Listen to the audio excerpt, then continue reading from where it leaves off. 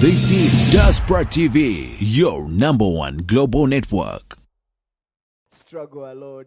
I'm super excited to be standing right next to Simple as we have this beautiful, beautiful day.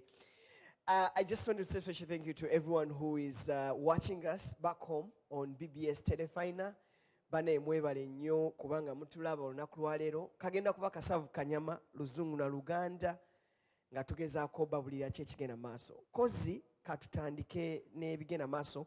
We're also streaming on Facebook on Diaspora TV, so you can be able to watch there. And if you are in the better part of North America, and indeed in Boston, we have a boat cruise coming through, right? Yes, Yeah. definitely. Yeah. So thank you all for coming. Maybe some in-house rules. May I request you to please come and occupy the front seats. Kindly, if you can just grab your coffee if you are behind, please come and occupy the front seats. I'll tell you a little bit story as we continue about sitting on the front seat because it worked miracles for me. Please. Advantages Please. of sitting in the front. Please. Basebo ne banyabo tubasaba mujje mweyongereko maaso eno waliwo emikisa mingi ng'otudde mu maaso gy'ofuna. Kituufu. Abali ebweru nammwe twagala obaaniriza muyingire munda so that we can get started. The team that is from the Ministry of Internal Affairs working on the national ID registration and issuance, please kindly, we can hold that process a little bit and then we can come to it as we continue. Kindly, if you're outside, come and we officially begin. All right. Yes, thank you. All right, a special thank you to all our sponsors and partners. Thank you so much for investing. Airtel Uganda, thank you very much. Bank of Uganda, thank you very much. Diaspora TV, thank you very much. Stanbic Bank, thank you very, very, very much. Z Coffee, thank you very much. And we will be mentioning all our other sponsors and partners. NIRA, thank you very much for investing in this event. Simple, why don't we get started with the national anthems? We'll start. Can I invite you to please stand up to honor the United States and our country, our motherland, as we, by the way, celebrate 60 years of independence. I'll be wishing you happy Independence Day as we continue. But first, let's have our national anthem. We'll start with the American anthem.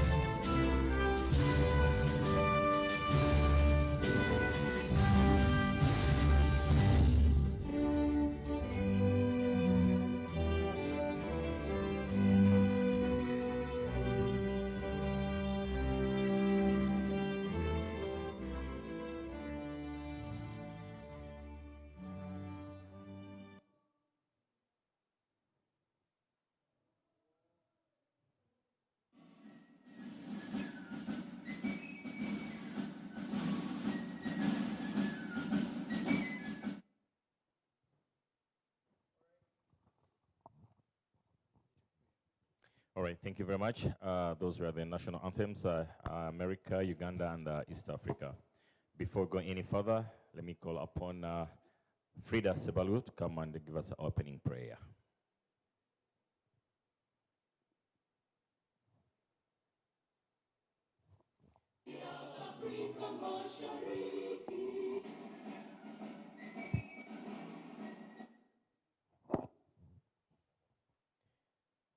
Mama Frida Sebalu, you're very welcome. Let us stand on our feet. I'm going to be praying in Luganda. Mukama Katonda omuyiza abina ssebo taata twagala okwebazaawo olunaku lwa leero. This is the day you have made, we shall rejoice and be glad in it. Mukama twagala okwebaza olwa maama waffe Uganda agenda okweza emyaka 6. Tukwebaza Katonda ffe omuyiza wa byonna eyasobozesa abantu okuyimira n'okugamba nti kati tusaanidde okufuna obwetwaze. Tusitula maama Uganda mu maaso go. Uganda eyise mu bintu bingi nnyo emyaka 6 gy'abaddewo. Akyalina bingi nnyo bye yeetaaga okutereeza. Akyalina bingi nnyo by'alina okulongoosa. Essubi lyaffe liri mu ggwe Katonda waffe era ng'oluyimba bwe lugambye nti O Uganda, may God uphold thee. We lay our future in thy hand. Katonda ffe omuyiza wa byonna tusabira abakulembeze Mukama ngo bawe ekisa obawe okutegeera obawe okumanya nga Sulumaani bwe yafuna omukisa ogw'okukulembera n'asaba amagezi. Katonda ffe omuyiza wa byonna Uganda okuva ku myaka 6 n'okweyongerayo tukwegayirira bingi ebitannaba kuteerera Mukama obawe amagezi abakulembeze obawe ekisa Mukama Katonda w'aba Katonda.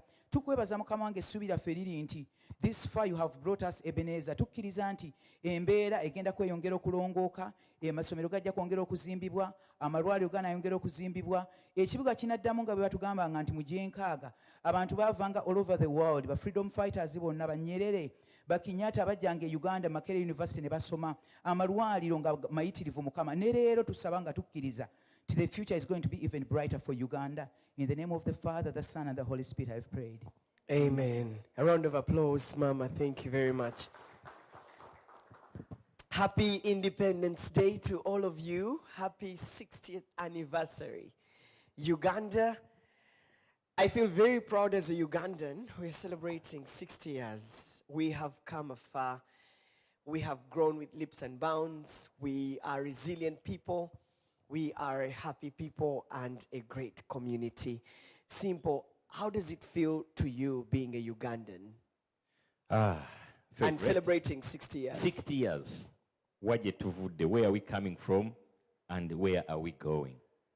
I think 60s. Is there anybody who was here 60 years ago in this country? Mama Maggie. In this country. Oh, this country. Yeah. 60 years ago. Mama Peace, were you here? Dr. Chisem, were you here 60 years ago? No. All right, those who are here 60 years ago. Okay, we have a few of them. So how does it feel? It feels great. And to see where we've been and up to here, Chamanyi nyo, okulaba nti we are transforming day after day. Bintu bigenda bikyuka, technology-wise, thinking-wise, everything is totally different if you compare 60 years ago. I don't know you. Were you here 60 years ago? No, I wasn't. Oh, okay. In fact, I'm just celebrating 36 years, which is a message for those of you who can decode it. I'm just 36 years, and over the last years of my life, I've seen a growing country. Our economy is growing. Road networks are growing. I can tell you that our business environment is changing. More investment in Uganda. The tourism sector is growing. We certainly have something to celebrate as a country. Freedom of the press and freedom of the media. It's not what it used to be. It is actually growing. It's work in progress, and certainly we are as a country on the trajectory. And thank you for actually investing back home. We will talk about investment today because it's the Business Expo and Breakfast.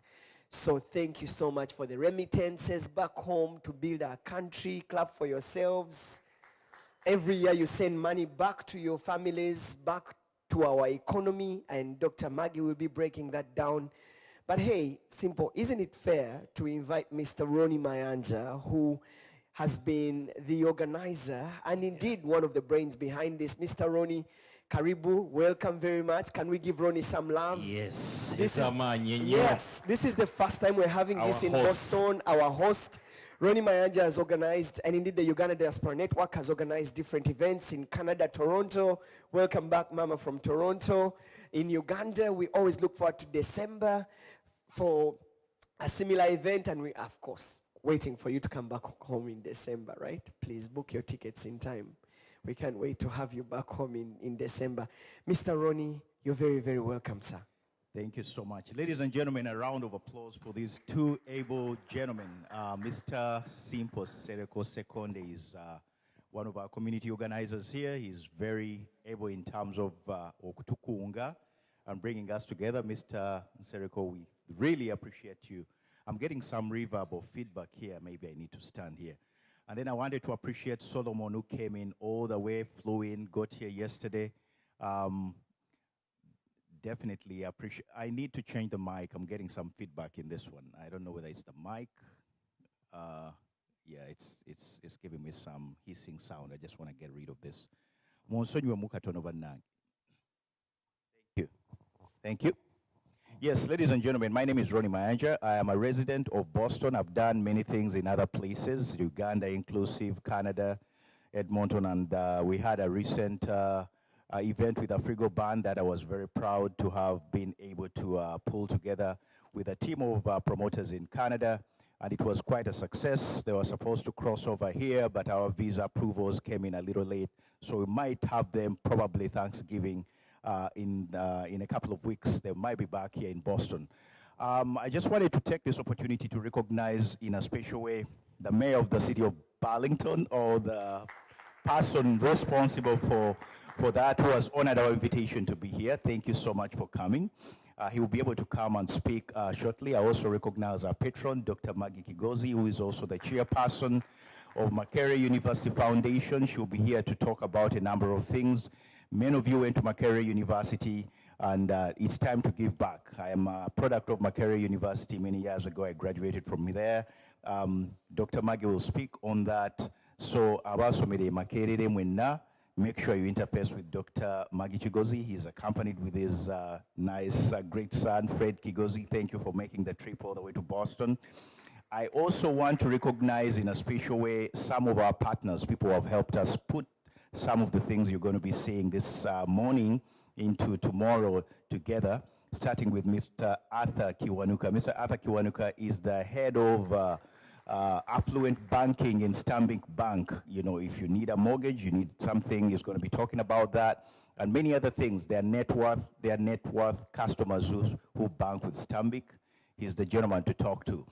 We have Mr. Philip Wabulia, who is the Executive Director, Bank of Uganda, in charge of petroleum, as well as he's here to talk about, you know, people who might have been banking with Bank of Uganda, commercial banks in Uganda, and left their, many years ago, left their accounts dormant. He will tell us how you can be able to access your money.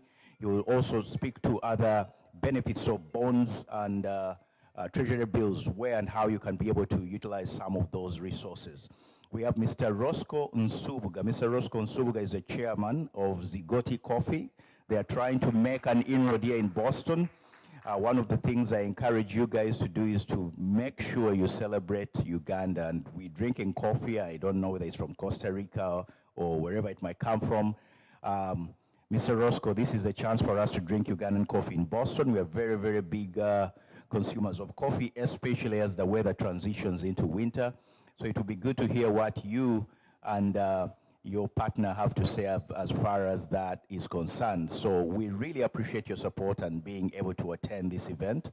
I also, in a special way, wanted to recognize Miss Pamela Nakato, who basically is representing Airtel Mobile Money Transfers. Airtel is launching a product where they want you to be able to pay for services. You know, if you want to send money directly, she'll be able to tell you how you can be able to do that and benefit from making sure that the money gets to the intended recipients. Abasasula school fees, abetaga kino na kiri. Pamela will be talking about that. In a special way, we wanted also to talk about career fairs. We happen to have a Ugandan, believe it or not. She's a principal of a high school.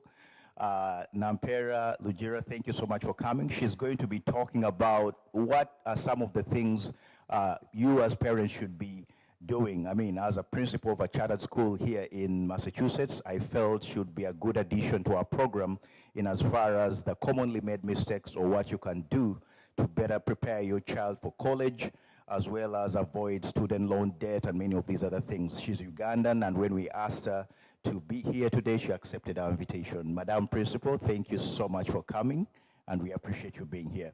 So to our global audience, I would like to really appreciate everywhere you're tuned in from. This is the first New England Business Expo. We hope to make this annual around Independence. We've been supported by the local community here, multi-professionals. We appreciate you, Mr.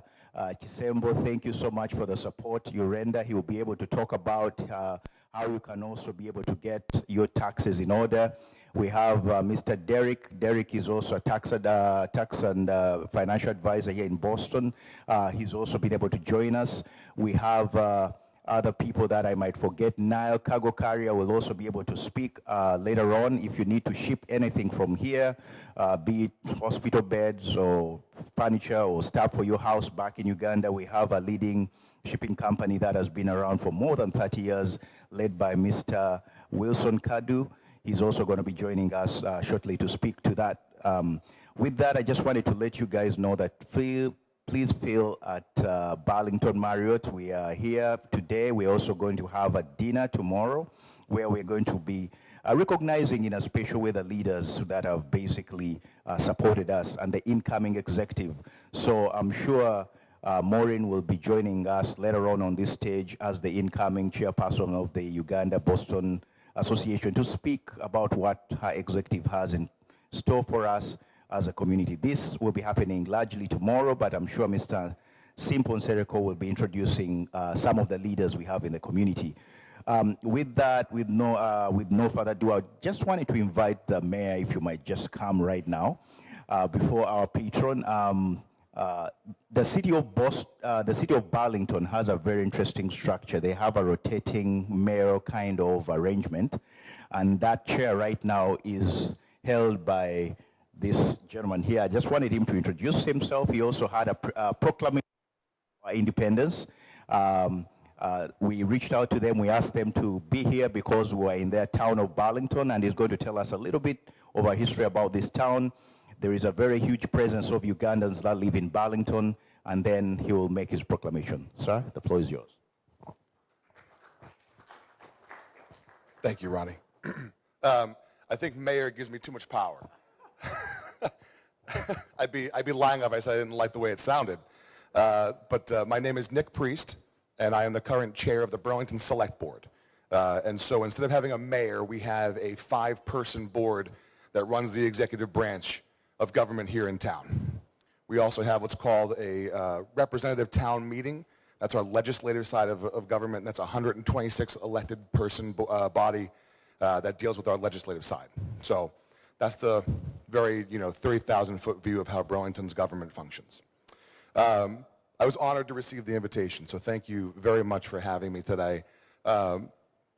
Burlington, in very short order, was a farm town for a very, very long time. And it wasn't until the highway came in the 1950s that we experienced an economic boom. People were like, oh, we can get from Boston out to Farmtown and start developing it. And so since then, we have been developing the community around us and trying to make it a welcoming place for everybody. I think that, living in the Northeast, we have a more progressive way of thinking about how we envision community. And I love that, I get to be here leading into the 60th year of independence for Uganda. I think that's wonderful.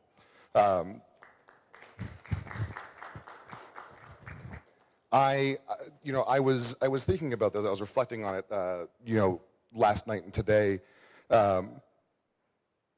I happened to come across a video, and I forget the name of the individual who spoke, but it was a TED Talk. So if you Google TED Talk culture language, you're bound to find it. But this gentleman was speaking on the notion that our culture is intrinsically tied to our language, and that as we advance globally as a species, we begin to find a commonality in our language that we can all communicate. And the internet has pushed us towards English, you know, for better or for worse, probably for worse, because it's a confusing language. As someone who's a native English speaker, I can say that. And the notion that, you know, each of our respective languages hold within it something so specific and unique to our cultures, right? They were developed by us, by our people, and they reflect that very specific need for communication. And it's a beautiful thing that we shouldn't lose. And so it's incredibly important as we think about community to maintain our culture. I come from an Italian family. I wish I could speak Italian. I'm now teaching my children through Duolingo how to speak Italian. My grandparents spoke Italian, and it's something that I feel is lost, right? We're so quick to run towards the easiest path, and we don't take the time to slow down. And I'm finding that now. So my wife and I have 4 children, 2 girls and 2 boys. Our oldest, our firstborn daughter, Penelope, she's going to be 9 this month in a couple weeks. She's taken interest in violin, and I'm like, oh my gosh, she's going to be 9 years old. Where did 9 years go? Right? I've been running so fast, not literally, you can tell, toward trying to maintain a successful life for my family, that I feel like I'm missing things, right? And in a broader spectrum, when we talk about culture and community, these are the things that we need to be focusing on, right? So I love that you are maintaining your culture. I think that it's even more important to not only strengthen that culture and that community, but to share it.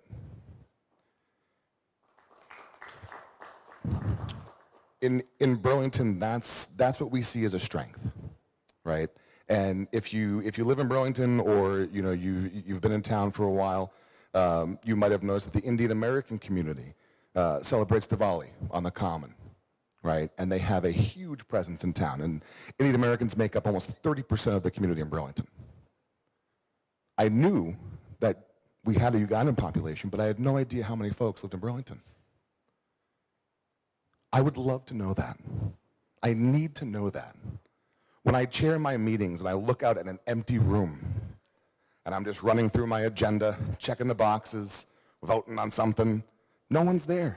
No one's come to talk. That's community. And I want you to share that with me. And I want to share my culture and community with you. And together we'll be infinitely stronger. So, I won't blather on because you've got a long day ahead of you, and I've got 4 children at home who are probably going to have my wife tied up in a chair somewhere. We have a proclamation that we put together that announces and celebrates Uganda's independence. And I will skip to the fun part because these tend to be long. The town of Burlington does hereby issue this proclamation in celebration of the 60th Uganda Independence Day and encourage residents to take part in the observation of Uganda Independence Day on October 9th, 2022, signed by the Select Board of Burlington, Massachusetts. This is for you. Thank you all very much for inviting me. Have a wonderful weekend and a wonderful 60th Independence Day. Thank you. Thank you so much. Thank you so much. Solomon, I don't know what you have on the agenda, but definitely, if you've just joined us, my name is Ronnie. I'm here as one of the people helping support the team led by Mr. Solomon Seranja, veteran journalist, our BBC Komla Dumla winner for the year 2019. Ladies and gentlemen, why don't you give this young man I've had a chance to work with and also mentor and also see him grow into something bigger than life. Congratulations on that award, by the way. How is the weather treating you in Boston so far? You know, in Boston, as we Really, sometimes you get me growings, and I keep telling myself, please, God, keep me leveled. Clip them every time they grow. So take it away, but there are a couple of housekeeping concerns. Ladies and gentlemen, if you've not had any coffee, please make sure you do that. We also have the national ID registration going on outside. If you happen to have registered for your ID in the diaspora, they are here for pickup. Many times people are told they are sold air. So in this case, the embassy in New York brought all these IDs, and they're right out there. Be sure to, and also to register for a new one. Otherwise, our program is going to run as Mr. Solomon will be telling you, and he will be joined by Mr. Simple Sereko of Simple Communications. So thank you. Mr. Ronnie Mayanja, round of applause, guys. Ronnie, thank you for always bringing us together. How many of us know that it takes quite time, emotions, money to organize these events? You know, a simple birthday can literally make you run crazy. Imagine organizing these events annually. It can take a life out of you. So let's appreciate Mr. Ronnie Mayanja once again. Thank you very much. Without any further ado, I want to welcome our patron, Mama Maggie Chigozi. She wears so many hats, but for this, let me call you Mama. Can we celebrate Mama Maggie Chigozi? Mama, you're very, very welcome. Mama is a member of the diaspora. She is back home doing great things, investing and encouraging investors and investing and loving Uganda. Mama, you're very welcome. Karibu tena. Thank you.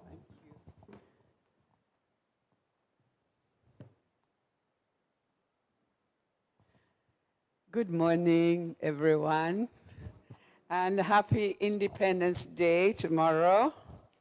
Let us celebrate our beautiful country. There's no one who represents our country as an individual. It is our country, it belongs to all of us, and we are happy to celebrate it. I recognize our representatives from the various organizations, as Ronnie has introduced you. We have representatives from our embassy, representatives from business, government, central bank, and the bank. So you are welcome, and thank you for coming here. But most importantly, we have people who live here. That's why we are here, to meet with you, and you are very, very welcome. Ewaffe tuli ku BBS Tervaina, abatulaba ku televisioni yaffe ey'obwajjajja, tusanyusa okubeerako nammwe. Nga tuli wano mulabe nammwe bannammwe ababeera eno, mugezeeko okubategeera, boogereko nammwe mujja kubawulira nga naffe bwe tubabuulira ebiri eka. So I welcome you to Boston, the ones who have come from Uganda, and I have to thank God really for having got us through COVID-19. We had a very rough time. You had a very rough time on this side. But I think we are none of us wearing masks here, and none of us in Uganda are wearing masks, really. So we hope we've come over that, a combination of being careful, vaccination, yeah, and just be sensible. And we are where we are right now, thank God. Lockdown was not easy. Were you in lockdown here in Boston? Oh, really? Being in the house for hours was really hard. So you are here, you live here. America is a top investor in Uganda. We have a large number of projects. Some of them are franchises like mine, Coca-Cola, Pepsi-Cola. We sometimes are looked at as American, but the owners are Ugandans. So we have those types of companies as well, quite a large number of them. We have our Asian community that came here in the 70s, and then many of them did come back. And then we have you. We don't want to look at you as Americans. You are Ugandans, but you do come back and set up and do whatever, gets jobs or set up. And so we're really happy that that happens. I think you all know how beautiful Uganda is, but sometimes the Ugandans, and I'd better say this in Luganda, the Ugandans take Uganda for granted. tetumanya weather yaffe, tewali nsi ndala efaanana yaffe. Empewo eri wano, olaba amakooti ge twesabise. Twesabisa amakooti, mwe muli eyo mweyagala. 26 degrees buli lunaku. Myezi 12 bannange, temumanyi birungi bye muyina. Enkuba etonnya. Okay, tuyina rainy season. Naye ne bwe teba rainy season, enkuba etonnya. Amazzi tuyina mayitirivu. Lake Victoria munene nnyo yenna ali waffe. Over 40% ali waffe. Eriyoko Tanzania n'abana Kenya balina kakatono. Naye nga ekisinga obunene kyaffe. River Nile wetandikira waffe. Kwegamba. Ffe Katonda yatwagala n'atuwa ebibira, n'atuwa ebinyonyi, n'atuwa ebisolo, n'atusobozesa okulima ffe okuva edda bajjajjange ze baali balimi. Era ne kaakati nange ndi mulimi. Naye batusobozesa okulima olw'ebyo advantages ezo nga tutawaanye nnyo ng'abalala ab'ensi endala. Bw'ayagala okulima winter bw'ejja ate n'abugumya, ate desert nebeera awo, amazzi gali luddawa. Tebitukwatako ffe nga Uganda. Ekisinga obukulu kye tuyina, kye mwerabira ye muntu gwe bayita Munnayuganda. Banange ojja n'akubuuzaako takumanyi. Maama oli otya? Oba namuzaala ddi? Serwanja mumuwulidde ampise maama. Mutabani wange ye waali. Serwanja ampita maama. And Abannayuganda about 40% buli gwe nsanga mpita maama. Olwokuba nina abazzukulu kati n'erya jjajja lyange. Yes. Naye n'otambula mu kkubo nga buli muntu akubuuza. That is only Uganda.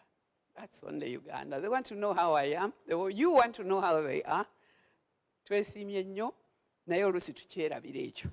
N'ojjukira pothole yokka, oba amasannyalaze agaavuddeko, naye ne weerabira basics ffe ze twafuna. Katonda yatwagala nnyo. So for those of you who don't speak Luganda, very briefly, I just took them through the beauty that is Uganda. The climate, the greenness, the fauna, the wildlife, and most importantly, our people. Various tribes. We don't speak the same language. We may not understand one another, but we can communicate. We will greet one another. And, we find it very strange here that I walk past somebody and I don't say good morning, Yeah, because they would be shocked if I started saying good morning to them. It's not in their culture. So that is so Ugandan. And we sometimes don't recognize the advantages that our country has. Now, when it comes with that, the diaspora yourselves, why are we here?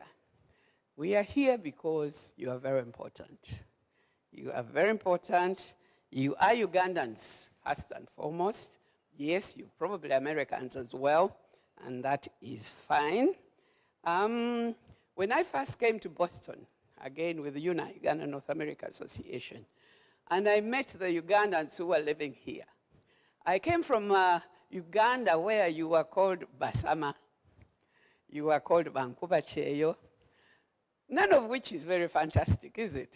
Kubacheyo really means you sweep, is it?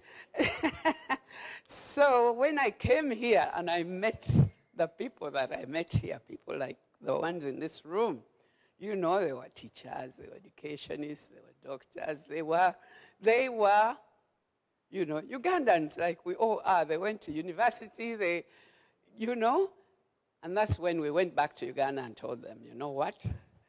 That is a very, very important component of our population that we need to take more seriously. And so we began to do that, and we have come a long way. We really have.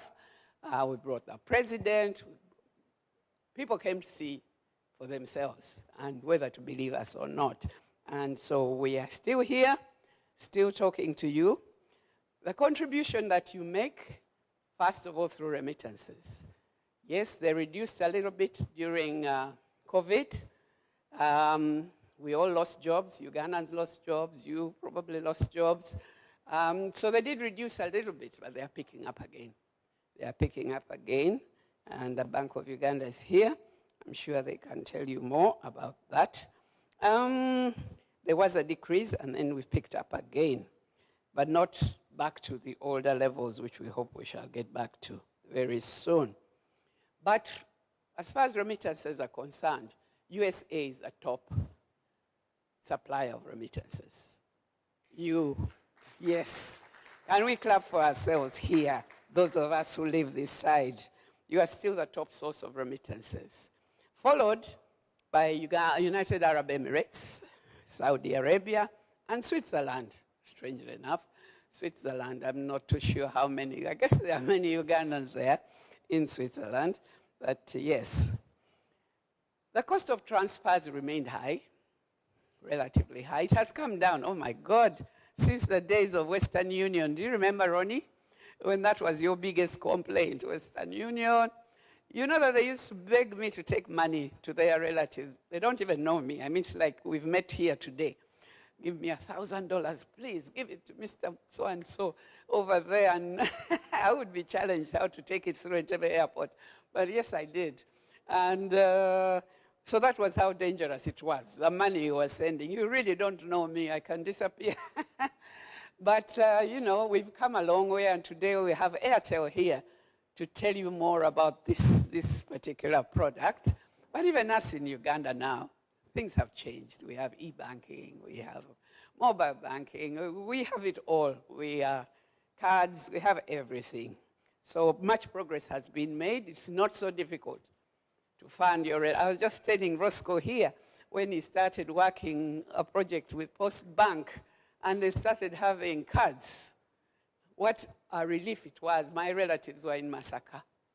They would jump on a taxi to come to fetch school fees, already spending like 10% of the school fees coming. So, you know, once the cards appeared, my life was so much easier.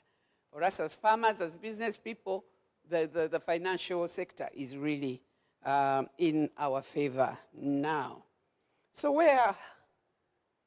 what did we talk to you about? We talked to you about your relatives. Yes, you send them school fees, you send them money for food, you know, you send them all kinds of, just for health and other things. But the drainage on you, you know, you have your salary, you should be using it for your family, and here you are every month or every few weeks having to send money to us, to your relatives back home. So the UIA prepared a number of projects, which we shared with you, and they are on the website. Small projects that maybe your mother can do instead of you having to send her money every month. So those projects are still there if you want to look at them. And they are on the Uganda Investment Authority website. Over 500 projects. They've really done them in detail. So you can look at that and stop having to send money all the time and do something more sustainable.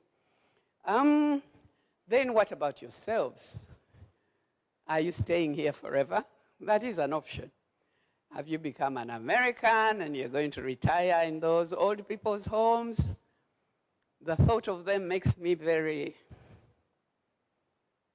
I have relatives, I have Vazukulu, I have people back home.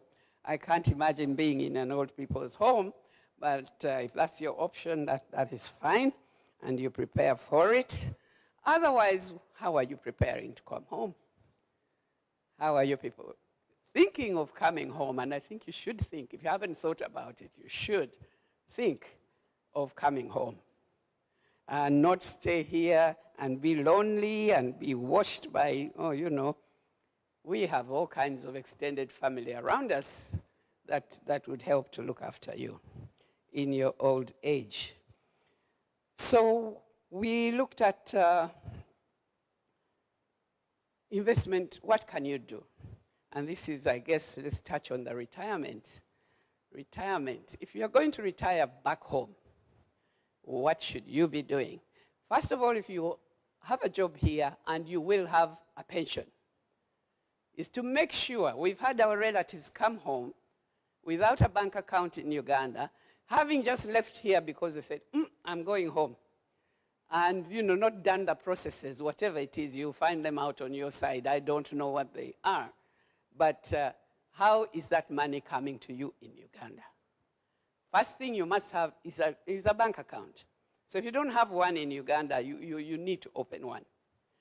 Yeah, and you need your ID. So I'm glad the embassy is here with us to help you actually get your national ID if you haven't already got an account. If you already got an account, they will still need to see your ID, even if you opened it years ago. The ID is now the document that you need. I don't think I should worry about the ID. Nobody is really interested in following you around. We love the fact that you are here. You're sending us lots of remittances. Government has no problem with you. They are actually very happy with you because you send us a lot of money, and that is very useful in the form of dollars, that is very useful. So you should not worry about national ID being a document to I don't know what it's supposed to do, to be able to follow you around. So government is here, and they really would like to hear from you. So what I'm saying is what I heard, but you are the ones to tell us what it is that you want us to do. The Uganda private sector is here too, represented by a number of us, to tell you how we do business in Uganda. Is it terribly difficult? Can you be profitable? And we want to say yes. Airtel will tell you they've grown leaps and bounds. Stanbic, seriously, the biggest bank in Uganda is huge and doing very, very well. So, Pepsi Cola, we have a new, when you're going home on the highway, look at our new factory, just down there on Entebbe Highway. We are doing okay. So you can do business in Uganda, and you can succeed. I think that's the message that you get from the private sector is here. So where are the opportunities? What would we want you to look at? While you're still here, can you trade with us? Can you import things? Can you look for other people, support us to get markets from here? You are highly educated. The things you do here back home are equally required. Are you a teacher? We heard of the headmistress.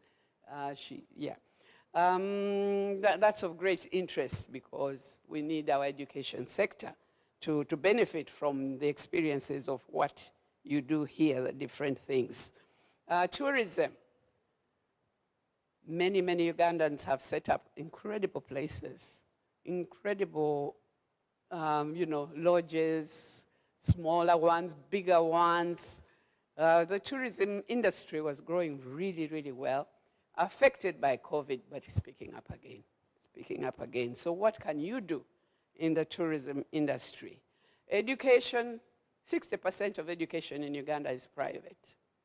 Government provides UPE, USE, but the parents who have money prefer to go to the private schools. So that's another opportunity at all levels. Nursery schools, crashes for the mothers who work, secondary schools, vocational universities.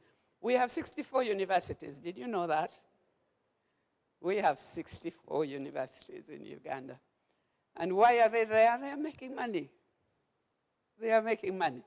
The government ones are only about 6 or 7. The rest are private. We are looking at finance, of course, the traditional banks and others, but, SACCOs, and there are various options. Fintechs, there are fintechs in the country. ICT, you people here have been very high-tech, especially the young people like Tendo there, I'm sure. This is a sector with huge opportunities, and Uganda prioritized it. So we have the internet. We have, everywhere it is there, and we have tried to link you, and we have tried to educate people. The Department of ICT in all the universities is huge. Yeah? So our young people are actually very smart in this area. Then we have the creative industry. Yesterday we watched Woman King, a movie just here in the cinema. It's called Woman King. And Freddie, the young lady, was a Tim who? Sheila. Sheila Tim. Go and watch it. She's fantastic. She's a Ugandan. And, you know, just sitting there feeling very proud that I know we have a few others. Kaluya and who else? We have a few others, but, you know, this is a huge movie. And there she was, really being huge. She's a Ugandan. So the creative industry, the music industry.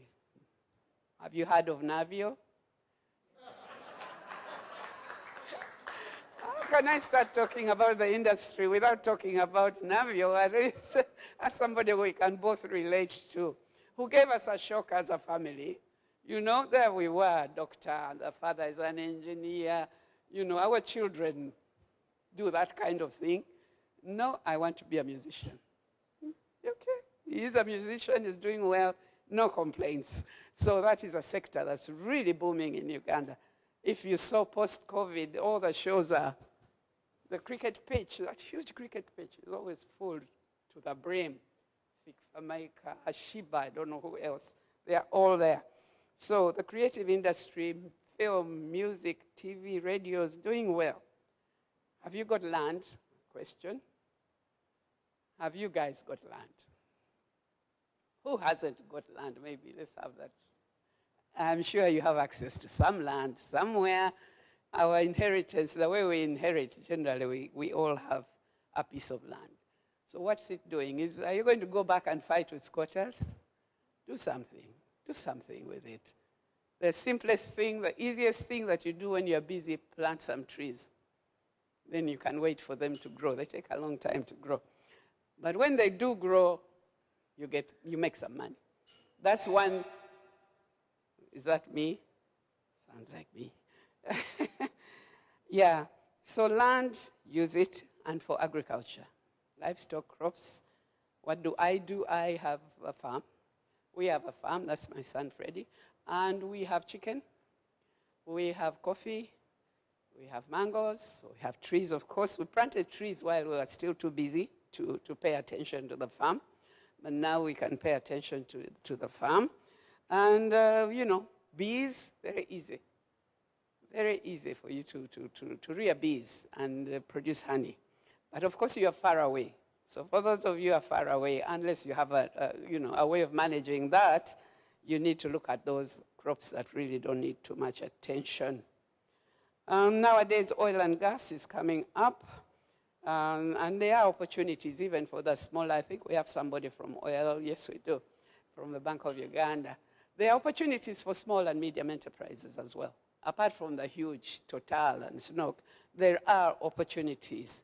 They're putting an industrial park right next, it's already halfway up, right next to the oil extraction area. And there are opportunities in tarmac, in cosmetics, in gas, so many things that you can make associated. But also, the people who work there need hotels, they need restaurants, they need supermarkets. So there are opportunities around the new oil and gas sector that we have now. So where do you go if you need help? I don't work at the UI anymore. That's where I used to be, and that's where I started this journey. But the Uganda Investment Authority is stronger than ever. It is there. It is there. So look for them. They will help you to register your company. They have a one-stop center. They'll give you information. They'll link you to everything that you need. Yeah?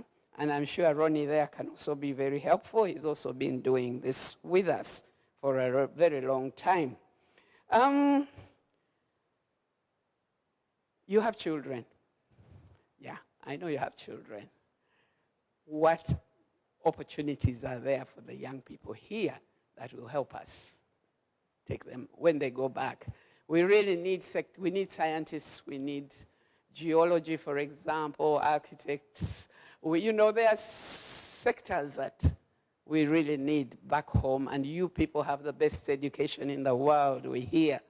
So let us have your children not come back with, come back with something that is relevant for growing our economy. Yes, who went to Makerere apart from Ronnie and I? There you are, Solomon. Okay. We have quite a few people here who went to Makerere, and I'm sure others are not here. Bananga ba BBS, ani yasomere Makerere, je muli ndowooza. Abe Makerere bampadde omulimu, ne bampa omulimu ogw'okuchairinga Makerere Endowment Fund. So I chair the Makerere Endowment Fund, which is a fund like all other universities. They have funds. They have these funds where they raise funds that they can be used to support the university. And our fund is supervised by the council. We are put in place by the council. I have a strong board of senior people in Uganda who will actually look after your money well. So what do we want? The first thing we need from you is please write down endowment. Look for this site, endowment.mac.ac.ug. Look for that site. Fill in the alumni form. We need to know where you are. We have a good idea about who went to Makerere, but where they went after that, what their address is, we don't know, because we had that very old. We probably had your parents' address when you were still there. It's no longer yours. So we need to know where you are. Please fill that in. And then after that, we want to stay in touch with you. We want to send you information what's happening to Makerere. And also, we want you to help us raise funds for Makerere. Now, why do we want that? Why? I've been asked that question so many times. The children pay school fees. The students. Why don't you use that? It's not enough. A survey that was done of Makerere when they were trying to decide what the fees should be suggested like 10 million per year per student. Now, we need to be fair to our communities, to our people. It's not only the rich ones that will go to university. So we actually charge much less, about 1 million Uganda shillings a term. For those in private, then government pays for the others, a few of the others, very few of the others, like 2,000. Whereas, we have very many more than that. So the rest pay much, much less than what we need. So important things like infrastructure, the water, the sewage, the repairing the buildings are not done because of that. We have major successes. This year actually, they graduated about a month or two ago. We graduated 13,000 Ugandans. And we have a clap. We graduated 13,000. Are they comfortable? And the answer is really no. They are not. We can do better. So my request is please register. First of all, register. Try out our new system because it's very new. The Mark Advance system, the contact I've just given you is very, very new. It's about 2 months old. So put in your contact, donate a small amount. Start with. See if you get the response. I'm sure you will because we are getting the response saying, I have received this. Then after that, you can think whether you want to donate to because Makerere gave us a lot. I would not be standing in front of you if I didn't get to that ivory tower today. I would not have got a job when I was sort of a refugee running to Zambia during Amin's time. Again, I was a refugee running to Kenya during Obote II.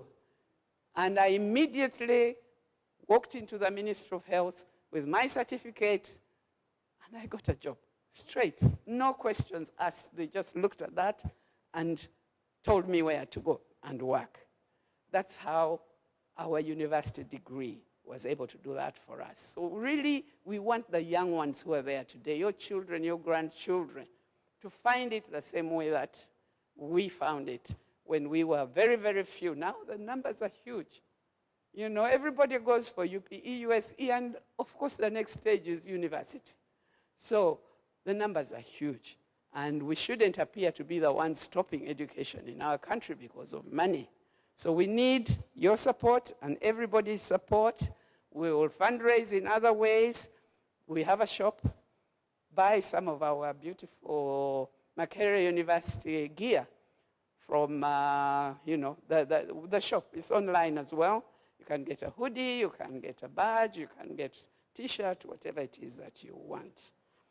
So that is the endowment fund. And you just press donate, send us $1, send us $1. Use your card. Or if you're in Uganda, and now that Uganda Airtel is here, maybe she'll tell us we can actually use the Airtel mobile money. In Uganda, we use mobile money, no problem. But I didn't know we could use it from here. I'm also hearing it today, which is great. And then check it out, all right? And then after that, let us support our university so that others can also benefit from it. Okay, so I think I've talked way too much, Ronnie. I better stop now. And I hope you are looking to coming home eventually. You are here, you're comfortable, and that's great. But your family misses you back home. We need you to come back home. So do come back. And what you will need to be able to do right when you're still here is look at a house. You must have a house when you're coming home. Isn't that true? Yes, and there are lots of people. I'm sure Ronnie brings a lot of people here to talk about that. So I thank you very much for listening to me. Thank you, Solomon. A round of applause to Mama.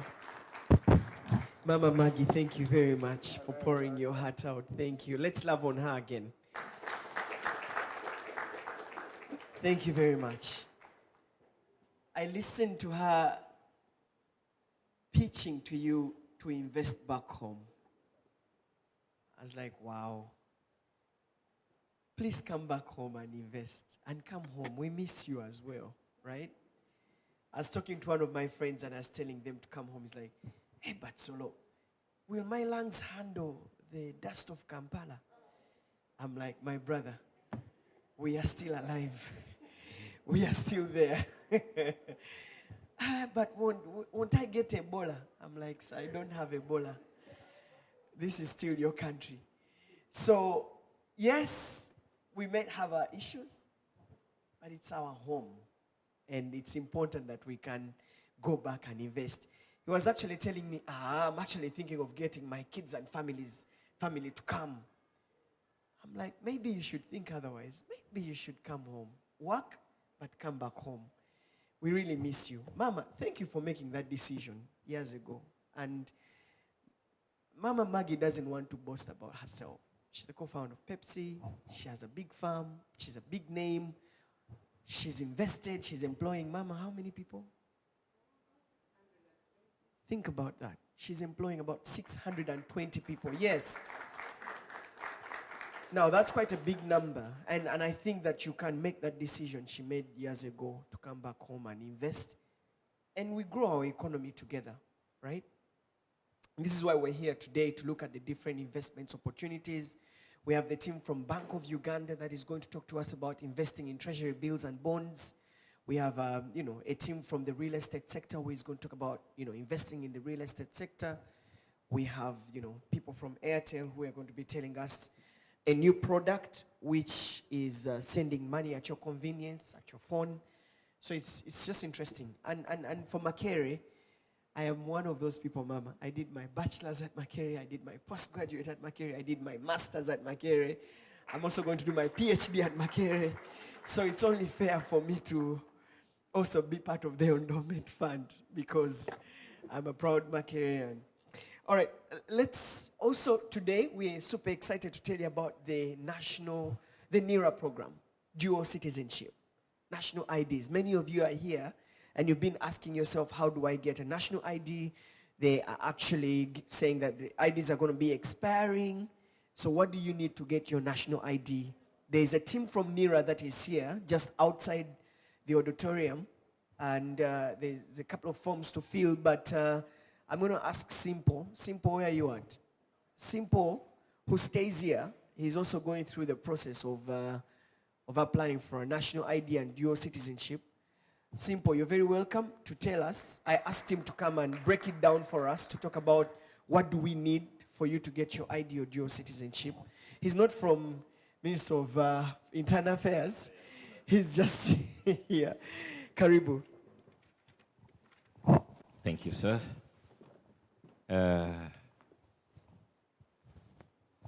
For those of you who have just joined us, once again, we welcome you as we celebrate the 60 years of Ugandan independence. Happy independence. I know Mama was here. She said that the only person who calls her Mama is Ronnie Mayanja and Solomon. From today onwards, Mama, tukusanyukidde, nange nkuja kuyitanga Mama and the rest. Those online, thank you for watching. BBS Telefina, munzikirize nange mbuze ku bantu b'ennamayiba bateekwa okuba bandaba live and clear. Mama wange Nalongo Sekonde kwali andaba. Thank you for watching and the rest. Now, Mama, as you said, as we celebrate Ugandan independence, we have a lot of challenges, most especially these days when it comes to land issues, settling land issues, buying land. You need Ndagamuntu. That's the identity card. That's one. Then when it comes to traveling, now you know the passports, the Ugandan passports are being phased. So we are going to the East African passports. So you can go out, you can go back to Uganda with the Ugandan passport, but you can't come back without the East African passports. So we are lucky as we celebrate the 60 years that Mr. Ronnie Mayanja thought it very clearly. Until these people, we need services, their services. As you know, it has been very, very tiresome, expensive, and at times we fail even to get the time to go to the embassy, or no call appointment, or no kujako time, or spending a cent. So we thank you, Ronnie, for thinking about us, not letting out these services, door-to-door services at their independence. So, right at Mukubira Kumungalo. Yes, temutade musente, temuvuze, temukolinze. Why not? Thank you, Ronnie. Keep it up. Now, national IDs. Tunabanafe from the embassy, Baliwa Abweru Wali. These are the requirements, the wetaga for the national ID. It's a must. Any transaction in Uganda, you have to be with the national ID. In the past, we used to have the passports. Now, national ID no nkulu nnyo kuba ekulaga wajova kuchalo, where you come from, our village, and to make sure that these people, they know you, the LCs and all other stakeholders into that system. So one, if you have to have a national ID, you have to be with a copy of a national ID of both or either abazaddebo. Bamama bamwe batata mwe babanga gye bali e Uganda babaweereze endagamuntu kopi bagikuba ekifaananyi bagibaweereze wano mujja giraga wali basobole obibakolerako. Then also a birth certificate. Nkakasa, all of you have birth certificates. I know some of you say they are zabula, zakwa, zakola zitia, but at least nira ekola certificates, zino. So you have to go through the normal channels, nofuna birth certificate. I think most of you have those signed by Cox, Juko, Cox. I think Katiaba Piaba Funandala, those for us for some good time, we still have them. So I think Basobola Okchitwala. Then that's the Ndagamuntu Ugandan passport for citizens by birth in Uganda. Osobola okulaga your passport. Bobanga wazaliwa Uganda nofuna endagamuntu. Also additional requirements for dual citizen. Now dual citizen, most of you abamu mutia, abamu gamba chino chiri. No. For me, it has worked for me. I saved the $50 zensasula entebe wali for the visa. So ndagayobula's passport yange Uganda ninkola chi nenyingira Uganda. Ate once you get the dual citizen, when you reach Uganda, bajja kuteka mu system, you are, for the first time nga ofunye dual citizen, you have to go with that little certificate they give you. Kwaba kwenorolinga no yingira. So the second time you just kulaga wali passport yo ngo yingira. Last year I think nalagayo American, oh you have dual citizen. Okay. Ninyingira. Ngatabankonededam. So no kufuluma biba byangu nnyo. So tebaba tisa tebakola chi dual citizenship jeri eyamba, you save money and you are regarded as a Ugandan, so going back home. So to apply for dual citizenship, you go to www.visaimmigration.go.ug. It's your online. right now and right today, we are not doing that over there. So you go online, as I said, on that website. Then you start a new application and you select citizenship in the drop-down menu under visa or permit. Actually, we have all these papers. Information in wali. We have a lot of information here. Yesobola kusoma line by line olw'obudde. So mbasaba from here obanja kufuna empapula ezo nzijenga nzibagabira for those of you who are interested. Also, the passports, as I said, that they are phasing away the Ugandan passports. For those of you who have the only passports, Gamba Ugandan passport, right now we have the East African passports. Eza blue, zeziriwo ku mulembe guno kati. Ziri enkadde, zo zigenze. Naye newebanga ya expiring many years ago, still you can renew it. Don't you worry, even if you came here in 70s, we can renew that passport. So you just go over there, nebabanga basobola okuwa that information. Also, you can, actually passports are renewable on online. It's www.passports.go.ug. I know I'm rushing. Nayenga, we have these papers. Musobola okugenda nazo, nemu applying. There are like 5 steps. Apply online. Once online application and payments are complete. Now, abamutia, when you put in your information, then it comes to that segment egamba pay. Osasula mu banka ze Uganda oba mu Uganda Revenue Authority. So some people batya kadi yange bajaji hakinga sente za bajazi no. Tekiri ekyo. So once that window comes, gwe sasula mu Ugandan banks aba mu Revenue Authority bangamba if you pay with URA byanguwa kuba directing right away to the embassy nokola appointment okugenda okufuna okujjako biometrics zo. So it's very easy that way. Residence ID or driving license is a requirement. Copy of the recommender's national ID, letters of consent of children below 18 years by one of the parents. Mwana wabanga ali below 18 abietaga. Also, for those of you who are like, you don't have a dual citizen, you're an American, or you're a Canadian, or someone or no kufuna visa ngogende Uganda. As you know, many people have been turned away at the airport. Ogenda Uganda, or tolina visa. You have to get a visa before kugenda ku airport. Visa taking knows about, you give it a week to be on the safe side. Give it a week. Please, many people have been calling me kubira embassy banyambe. Embassy sawe batibasobola kuyamba. Era airline wali when you check in bakubuliza, do you have a visa? Or you are not dual citizen. But when not dual citizen, they will let you go. So you need a visa to go to Uganda. But tolina dual citizen. So you also apply for the visa on www.visas.immigration.go.ug. And then you start the new application and select visas in the drop menu. So instructions on akweziri. Please, season tugenda mu yakutambula, make sure you don't forget. 2 weeks ago, I had a case. Mama applied for the visa, ninga ataba na tabasabidde. Nane they are traveling. Bali no balika. Then finally, since the kids, let them go. To Amsterdam, they had the same case. And finally, they reached. So make sure you have all those. The visa is a must. Passport. So let us use this time. Let us use this chance. Let us appreciate it on my anja. Let us celebrate the 6 years. Ngate to save, tetutadde mu sente kugenda Washington, kugenda New York. Abantu abali wali mu corner.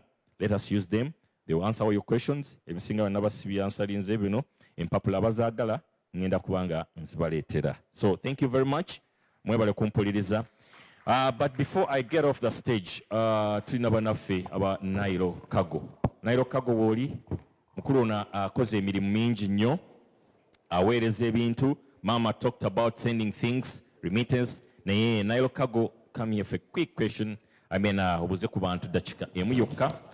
Mukulu ono mukubireko mu ngalo. Sebo tukwaniriza. Yes. Nkulu Solomon omukulu ono atukwatiridde mu bintu bya Kago. Sebo. Era bw'onna kyagala okutwala.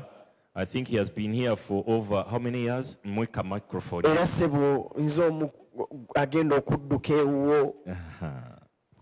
Thank you. Thank you. Sabamanya. Yes, my name is Wilson Kado, CEO of Now Cargo Carrier. We are based in Boston, but we operate across the United States. I've been in this business in the US over 25 years. So I have a lot of experience in shipping business. So if you round off to Ugandan independence is halfway, like 30 years, right? Yeah, kind of. I started in 1997. Okay. But I worked with different companies before Nyokago was opened in 2004. So I worked with Quick International Carrier, DHL, before I opened Nyokago. All right. Yeah. So tell us, ebintu wetubirita nina kesi yange nina omugugu gwange ngukusanzaawa. 3 based North Chelmsford, Massachusetts, which is very close to borderline with Lowell. But again, we offer pickup services in most parts of the United States. Okay. So it doesn't have to be anything from Boston. It can be anywhere from California, Chicago, in another part of the United States. So at times, I know we need a special packaging. Do you do the packaging or I do the packaging? We do the packaging from Massachusetts, but anything out of state, go take a packing. But we can move any pounds, anything from 20 pounds or above. Yeah, moving, even less than that. So, and most of our business now is coming from Uganda, not from Ugandans in America. So from Uganda to US? No. People in Uganda, they can easily import anything from US. Amazon, Best Buy, they use our address as their address. They use our US address. And they will buy something from Amazon, ship it to our warehouse. Okay. Let's talk about the time from US to Uganda. How long does it take? It's very challenging now after COVID. We ship out like every week, or for air cargo every week or every other week. A package can take 2 to 3 weeks sometimes. That's air? That's air. Ocean freight, 3 months. 3 months? Yeah, okay. Even sometimes more. Now, do you tell your customers that it's going to take 3 months or 2 weeks or? We give them estimated time of arrival, but we don't guarantee on that, the way things are moving now. Okay. Yeah. So basically like 3 months. 3 months. Do we have a peak season that the one in January, in December? No, usually people ship every time, whenever you are ready. Okay. Yeah. Let's talk about the clearing. Do I have to pay the revenue or you pay the revenue on the charges on Savi? When it comes to revenue, I think Dr. Maggie can answer that. Yeah, sure. I won't mention anything, but we give an estimate, not 100%. We just estimate. Yes. Oh, okay, yeah. Yes, we give you an estimate. How much is going to cost you? Estimate. Just estimate. Just estimate. But okay. Yeah. All right. What do you say you aka Nairokago? No, I'll just thank Mr. Mayanja for organizing this convention, and thanking all Uganda people who have come from Uganda to come here, and Dr. Maggie to be out with us here. Yeah. Do you ship from Uganda to US? We can do it, but it's very challenging because we don't have a lot of market to come here. Mm-hmm. There's no traffic, and people who want to ship from Uganda, they want to bring food, which I don't want to get involved with food. Okay. You know, food or medication. And when you get to that, you have to go through FDA, customs. Yes, sir. Akataleke kakamukoka. Mukesi yange nasibiramu esuka. That's very rare. Nayo challenge jetufuna olala. The consignees singa omuntu wabijjayo Uganda n'abijja ku office yaffe n'abitwala Namayuba. Between Kampala and Namayuba, anything can happen.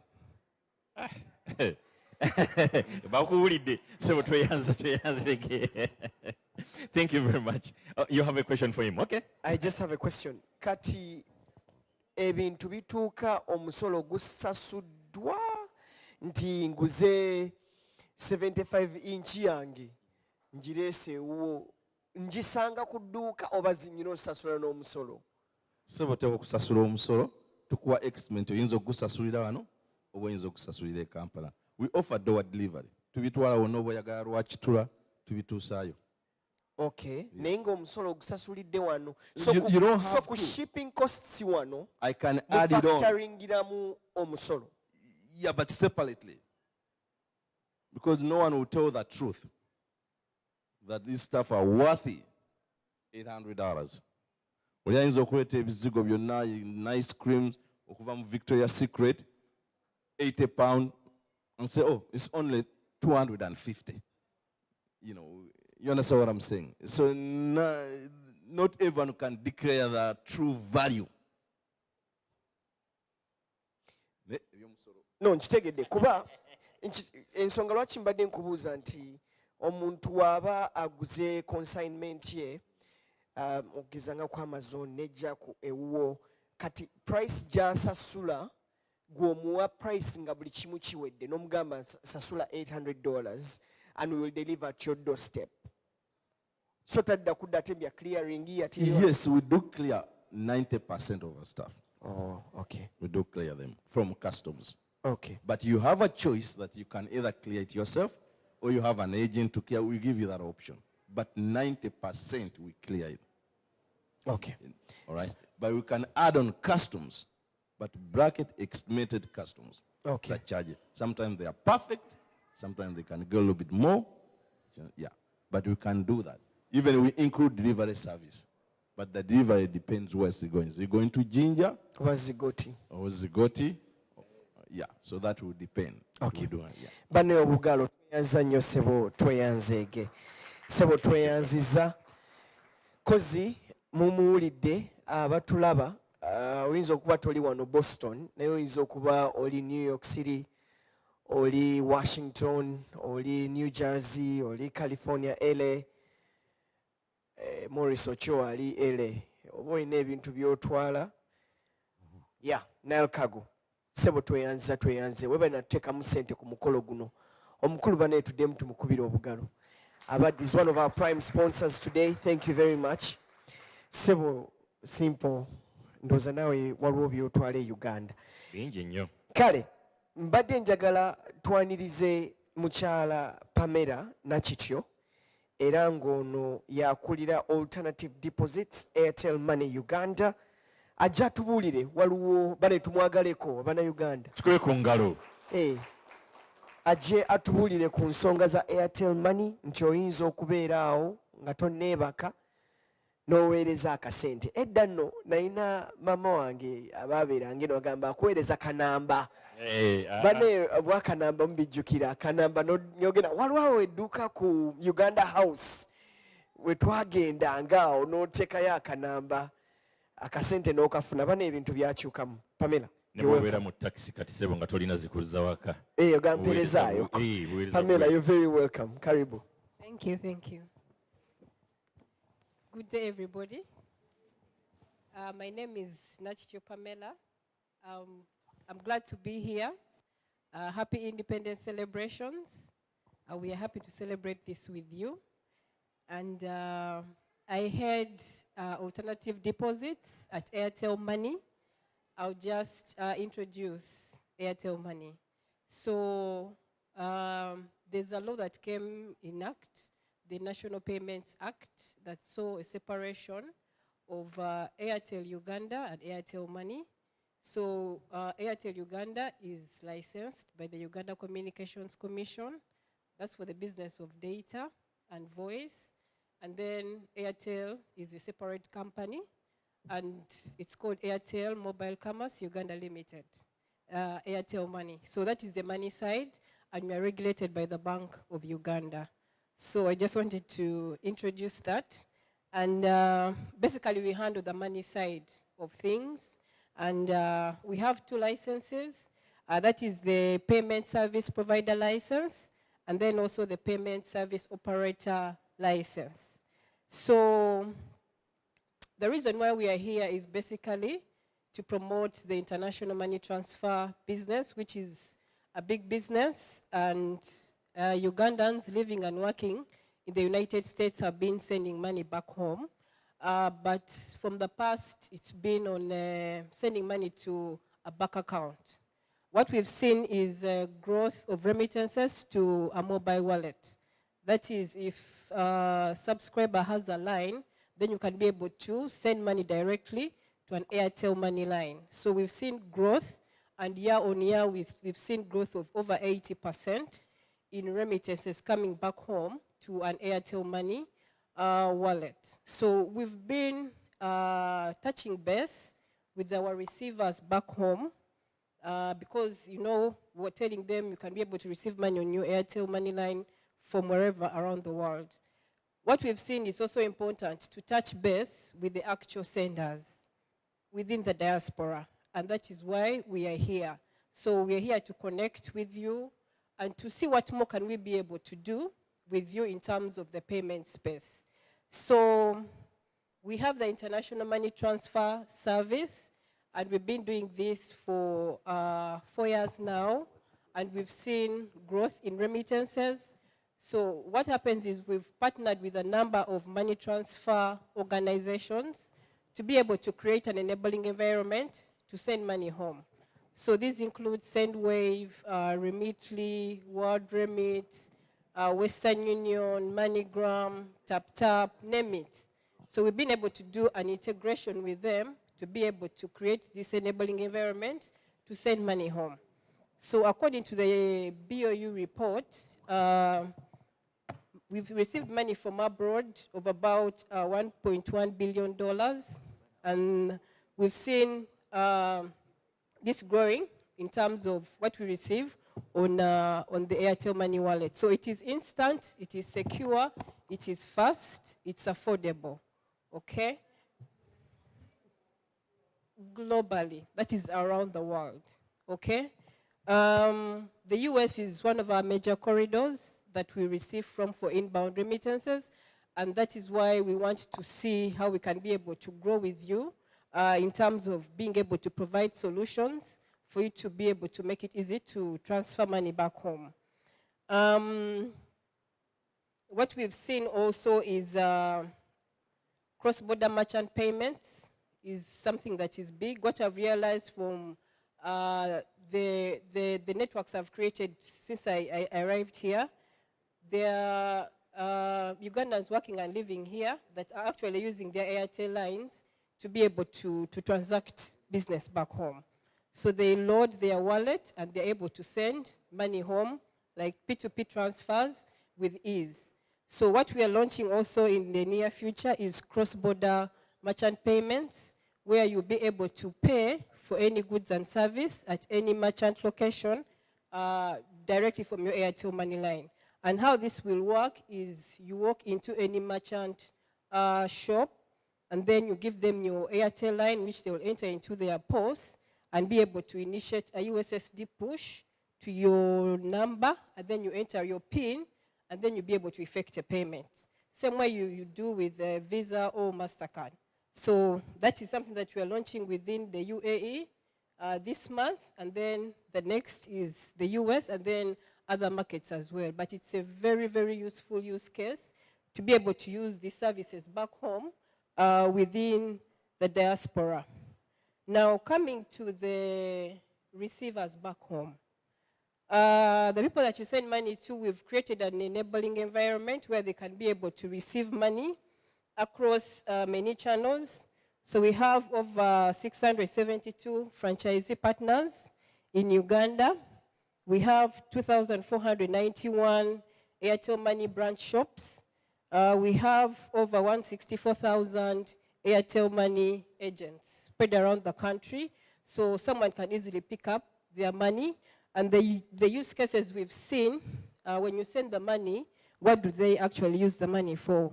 So top is they pay fees.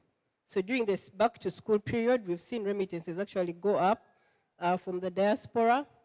They do P2P transactions, that is you're paying someone else. We've seen person to business payments. If you may be sending money to the bank off your wallet, we've also seen that where someone is doing a wallet to bank transaction. We've seen paying of bills, electricity, water is also another use case that the receivers in Uganda actually use the money for. And then also we introduced a product called Super Saver, where they can be able to save using the platform.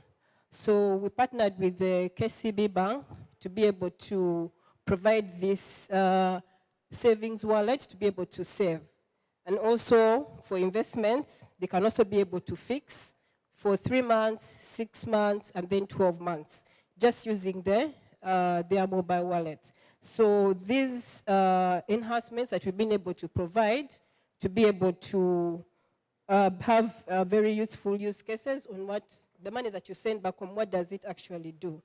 The other thing is we're looking at partnerships as well.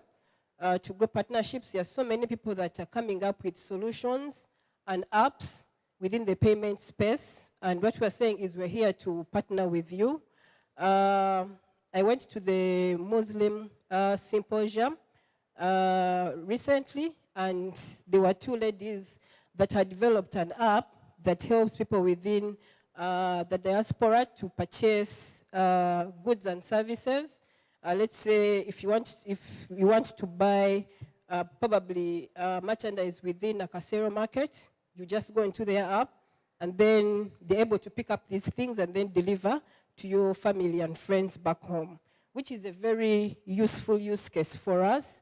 And what we do is we do integrations with them to be able to make the whole payments ecosystem complete. So if you're out there and you have any innovation and that you have, we can be able to discuss and see how we can do these integrations to be able to create an enabling environment for easy payments for our people within the diaspora.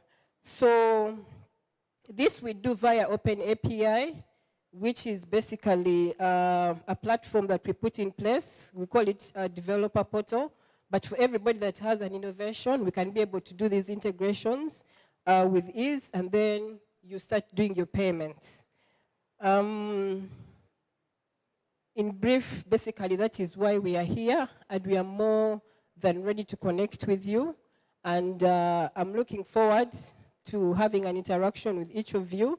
Please feel free to contact us and get in touch with us for any partnership that you need from us, and we also need you. So thank you very much. Thank you, Pamela. We'll get to ask you questions as we go on. I'm sure there. Do you have any question for Pamela? Maybe one for clarification, if any? Okay, great. Pamela, thank you very much. Pamela is around. Pamela is around, and if you have any other question to her, you can meet her. You know, she's going to be around. But thank you very much, Airtel Money, for coming up with this great innovation. That's alongside what we have been using. Ronnie, you've been using applications, right? To send money. Yeah. They send Wave, you know. Yeah. I've actually... then there is the other one which I used in the UK. World Remit, yes. And then there's that. So Airtel Money now is also here with this opportunity. All right. If you guys had coffee today during the breakfast, that coffee was provided by Zikov. Yeah. It was amazing coffee, I should add. And it's purely Ugandan coffee. Purely. And it's on the different shelves of different supermarkets here. It's absolutely great coffee. And I was telling one of the founders, Risco Subuga, or Wemamba, that why do we, okay, I don't want to mention the brand name, but why back home, why do we buy these, you know, different brands and we have such good coffee? And I was actually, first of all, thinking, I said, do you have this on the shelves in Kampala? He said, yes. So I told him I'm going to buy that coffee. Without any further ado, I want to invite Mr. Nsubuga, who is the executive director of Zikov. And he reminded me that it's Zigoti coffee. So for those of you who perhaps may not understand this, but we've all grown up hearing Zigoti coffee. You're very welcome, sir, to talk to us about the investment and how our coffee is getting over Europe and the United States and therefore make a bid for investment. Karibu tena. Thank you very much, moderator. Distinguished ladies and gentlemen, we had the mayor here, but I think he left, but I'll still recognize him. Fellow Ugandans, happy independence. We are here and are happy to be here with my colleague Solomon. Solomon is a son of the late Kato, who used to own Zigoti Coffee, but now the company is run by their mom, Mrs. Rose Kato, and I happen to be the chairman of the group. So I'm happy to be here. We are trying to do our best to promote the coffee. We are doing our best to promote the farmers back home. And we also want to encourage you, which Dr. Maggie, my friend and mentor, talked about. If you happen to have land at home, while you are thinking about doing so many other things, so utilization of that land, probably coffee should be among the things that you should be thinking about. We carried a few packs of coffee here. I'm sure when you taste it, those who have not had a chance to be back home, you will get the flavor of home. And then you will know that Uganda actually still exists, and it still has that flavor of the coffee you used to have. As Zigoti, we employ about 100 Ugandans. But we've not stopped at that. We've also gone ahead to create groups countrywide. So far, we've registered about 1,000 groups. These groups comprise of the youth and the ladies or women. Women because they are the backbones of the families. We know you carry a lot, and like the saying goes, they used to say, behind every successful man, there's a woman.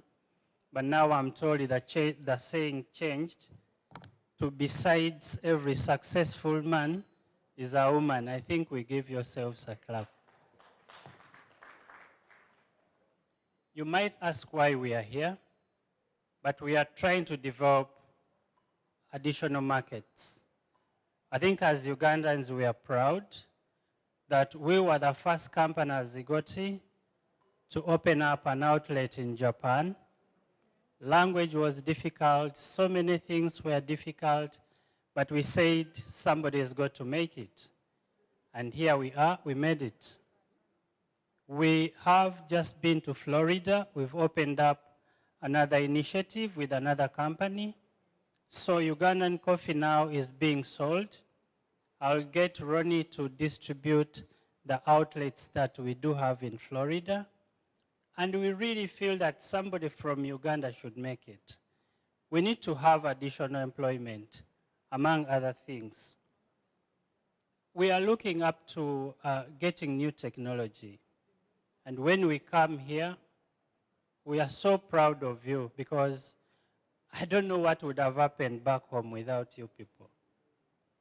I think in addition to the earnings from coffee, you are the other guys that make us survive, to make lives home better, making people be able to go back to school, among others.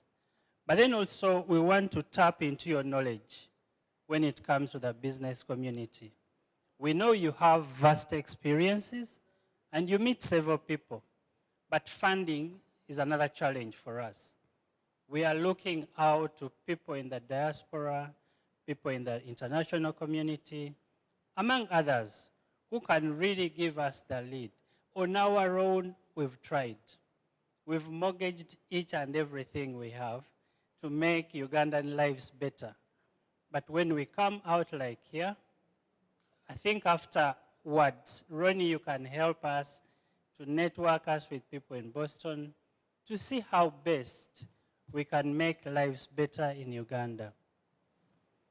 We are happy to be here, and we are also looking for partners in Boston, because I believe the biggest number of Ugandans is based here. And that can give us a very firm grip if we partnered with somebody who would like to sell Ugandan coffee. But also, while you are here, again, my mentor talked about it. At the end of the day, you want to come back home. But coffee is something, if you planted, say, 4 acres, you will be sure that each and every end of month, you will get an income out of that coffee. Because some of us grew up and were educated, again, up to Makerere University, plus other things, through the little 1 sack or 2 of coffee. And now we are here talking to you again, doing what was done by our probably great parents to make our lives better. We want to boost our economy. And again, we are looking out for people who can help us, who can lead us into getting what we want to do. Coffee, it doesn't stop at just drinking coffee, but there are so many other benefits that come with growing coffee, that come with drinking coffee, among others. So, our appeal, we are looking up to you to focus us. Probably we've done what we think is best, but as it is, where you are at, I think, the greatest horizon. That's what Americans call themselves. So we want to unite with you, work with you, and to make lives for our people better back home.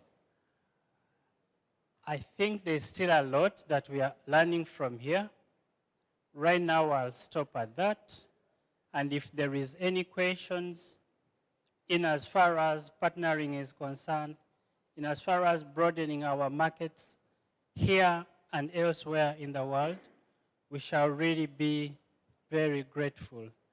Ronnie and the rest of the organizers, thank you so much for making it possible for us to be here. And we are looking forward to coming back again, sharing experiences, and seeing how best we can work together for God and my country. Thank you so much.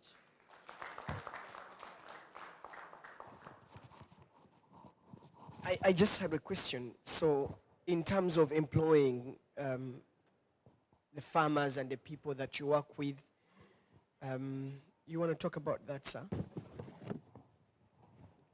Back home, we've said that we work hand in hand with UCDA. They give us farm inputs, they give us seedlings, and then we go out to the villages in different areas of the company. Mrs. Rose Kato is a director in UCDA. So as far as networking and reaching out to these communities, instead of people just loitering around doing nothing, we are calling upon them to come to us. We give them the seedlings, we give them the farm implements, and we are the very people who will buy this coffee from them for further exports. Thank you very much. Another round of applause to Mr. Nsubuga. Well, this is the business breakfast and convention. So it's just a few things to pick up here and there for the team here. Some of you, like Mr. Nsubuga says, you have land that you've bought. Even if it's 1 acre or 2 acres back home, you can put coffee, you know, and the market is there. Thank you for opening up markets for our coffee in Europe and now in North America. I'm proud of you. I'm really proud of you. And I ask people here in Boston to go ahead and support Zikoff and buy the coffee. It's amazing. It's amazing. I tested it this morning and I was wowed, right?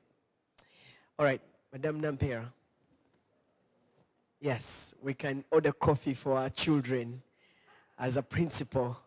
We'll be hearing from you as we go on. Yes, simple. Thank you, sir. I don't know, the coffee, sebundi muliminanga, ogabendo kwa. Zabwerere. Nemwagala ebyobwerere. Asukuliki, we are breakfasting. Sebo ogabendo kwa.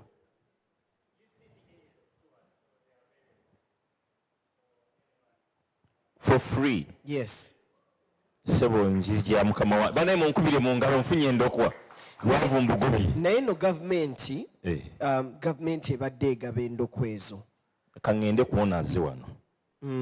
Azinte. Bwe zifa. Kubanga nze nange nafunako endokwa za government ku sub county.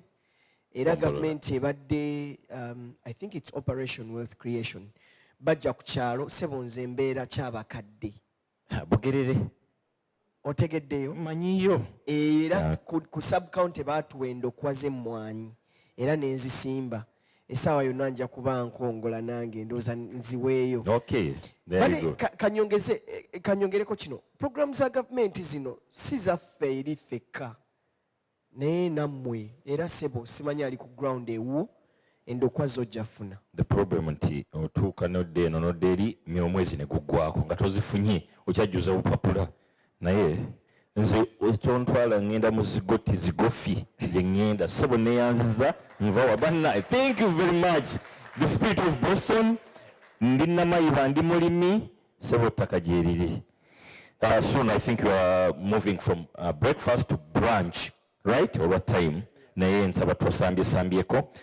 Munzikirize bannange, we have someone, Mr. Arthur Chwanka, head of affluent banking from Stanbic, and is here to talk about diaspora banking. So now you see where we are moving. 60 years now, we're talking about diaspora banking. Are you there? Right, mukubira mu ngalo for him. Thank you, sir. Sebo tukwaniriza. Thank you. Is it morning still? Good afternoon, everyone. Honored to be here. Happy Independence to everyone. And I'd like to thank Ronnie Mayanja for organizing this, and to thank you all who have come, and to celebrate everybody who's watching from Uganda. We're honored to be a part of this event. Stanbic, our purpose is simple. Uganda is our home. We drive our growth. That's our purpose. So anything else that doesn't matter. If we can provide support and solutions for the people of Uganda, we have done our part. That's our contribution to the economy and all. Just to tell you a little bit about Stanbic. Stanbic is part of Stanbic Uganda Holdings Limited. Now, how it came about is it was Stanbic Bank initially. However, in around 2019, 2018, we started thinking we can do a lot more for the people of Uganda than just banking services. And there's so many things we can do under the umbrella of Uganda or the license of Uganda, the banking industry, in license rather. So certain subsidiaries have been opened up since.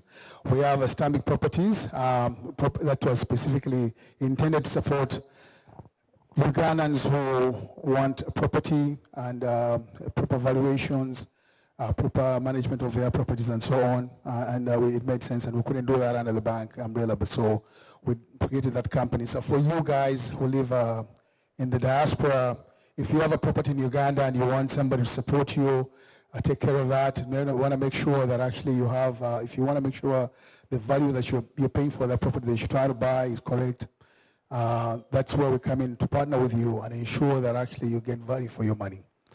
But also managing the property when you're not there is also another important item there. So we also then came out, another company that's under our subsidiary is the Uganda Incubator. The incubator is intended specifically to support small and medium enterprise owners in Uganda. One of the challenges we established is that people used to come to the bank. They want funding, but they couldn't get the funding purely because the companies were not running the companies the way they should. So what we decided is to create a solution where we educate them, prepare them, to run the businesses properly, governance, taxation, and all that stuff. And then, of course, oil and gas came through. My colleague Philip will talk about oil and gas eventually. Then we said, you know what, if you want to be a partner or participate in the oil and gas, you have to have a company that actually the international companies can actually trust.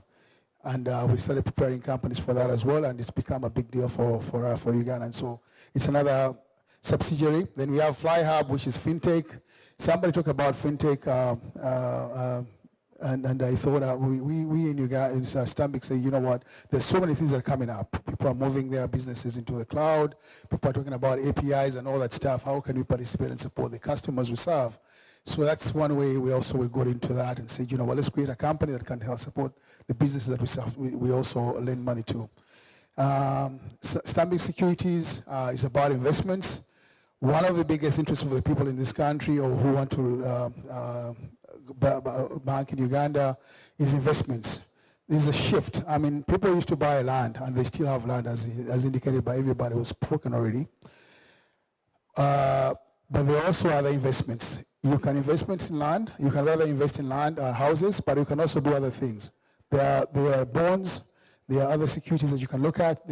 Actually, you can do any security you can think of. You can mutual funds. We have those ones as well, and so on.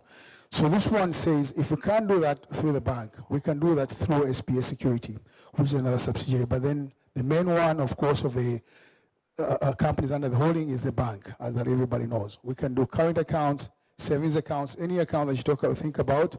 Dr. Magi Higo's talked about your need to actually, or we should encourage you to think about opening up a bank. If you're going to come back to Uganda, how do you get started? So we'll take care of that for you. You don't have to be there. We can open up an account for you and manage the resources without having to worry about anybody. And we made it so easy that you can open up online and maintain it, and it also stays. I mean, we also notice you're going to maintain your account in Uganda when you're registered in Uganda. How can you make it simpler and cheaper for you? And of course, partnering with different people like Airtel Uganda, we're able to move the money from here directly into your account. So those are things that are exciting things we're looking at the bank. What else can we do for the bank? For Stambik specifically is the biggest bank in the country, so anything that you can think of, we can do. We support on a personal level and also on a business level. So accounts is just one of them. Investments, that's the shift that we've talked about. Bonds, and I know Philip will talk a little bit more about that as well. That for me is a big one. People used to only own homes. When you think about it, if I had 200 million shillings in a home and also 200 million shillings in a bond, I may be doing a lot better with a bond. But how do you diversify? You don't have to look at just one of it or the other. You can do both, and you can do more. So that's my message to you. We will be your partner in that if that's the direction you want to move. But our job is to ensure that whatever journey you're on as an individual, we support you, whether it's on the business side or the personal side. Our job is to ensure that we support you, because that's our module. So I talked about the fact we're number one in the country. The biggest thing we're proud of is the fact that we provide services and solutions and work the journeys with our customers to whatever needs they might have, whatever they might have. And the other item that we're excited about is the fact that we're able to provide a return to the customers who choose to invest in Stambik as shareholders, but also to make the lives of the people actually who choose to use Stambik as a bank, make it very easy for them and support them that way. Maybe the last thing before I go is the most exciting thing that we have right now is we have a wallet. We talked about the FlyHub as a journey, a part of our journey. We have the wallet right now. It's called the FlexPay wallet. That provides everything that you can think of in terms of supporting you, making payments in Uganda, paying for fees and so on, paying for all kinds of services. And maybe the last one also is we've partnered with insurance companies. One of the most important things that we've talked about, that we've heard from the people who live abroad especially, is I have my mother who lives in Zimbabwe someplace. When she has to go to hospital, I have to find money to take it to her, to send to her. Sometimes her needs come when I don't have enough money. So what we've done is we partner with Prudential. to ensure that we have a insurance policy that's available. If you can buy for your mom an insurance policy for so little money, depending on your needs, we personalize that based on your needs, and you're able to she'll go to hospital anytime she needs to. You don't have to cough the money there and then. That's a beautiful thing for us as a bank, but a beautiful thing for the people in Uganda. And it's informed by the feedback from people who live here, actually. So they say, how do I make sure that in case of an emergency, I can support my mom without, rather my mom can be taken care of without me being there, even if I don't have any money. That is one way of taking care of that. That's all I'll say for now. I'll answer any questions. But in the interest of time, I'll just stop here for now. Like I said, I'll be outside, take more questions, take more feedback, or whatever it is that you want us to do for you. Stanbic is, like I said, a partner that you can work with on anything that you need in terms of finances and anything else beyond finances. Like as we indicated, there's different companies that have opened up within the holding company, Uganda. Thank you very much. Thanks for coming through, and enjoy the rest of the day. Happy Independence again. Thank you very much, Mr. Chwanuka. Thank you. And indeed, he's still around, and he can be able to share a moment or two with you during the coffee break. Well, it's about 7 o'clock in Uganda, and it's also coming to midday here in Boston. So a special thank you to all our online audience that is watching us from all across North America and indeed across the world. And Abaturaku BBS Telefina, thank you very much for keeping it. And I'm sure it's going to be going for news in just a couple of minutes from now. But without any further ado, one of the latest products, and I need you to pay attention to this. In fact, if you have a pen, get yourself ready to write. One of the biggest investment opportunities is investing in treasury bills and treasury bonds in Uganda. You have your money, you're not trusting your families to build for you houses and all these things. Bank of Uganda has come up with big investment opportunities, and this includes people who are watching back home. I need you to listen very carefully to the different products that Bank of Uganda has come up with, and that is treasury bills and treasury bonds. Allow me, let's put our hands together and welcome the Executive Director of Bank of Uganda in charge of petroleum, Philip Wabulia, who is also going to talk to us about the different products that Bank of Uganda has come up with. Philip, you're very welcome. Karibu, let's give him some love. It's a big product that you need to take advantage of. Philip, I've really been thinking hard myself to really invest into treasury bills. I used to think that it's for rich people. You know, you have to have 100 million to actually pump money into the central bank. But today I'm also going to listen closely. You're very welcome, Philip.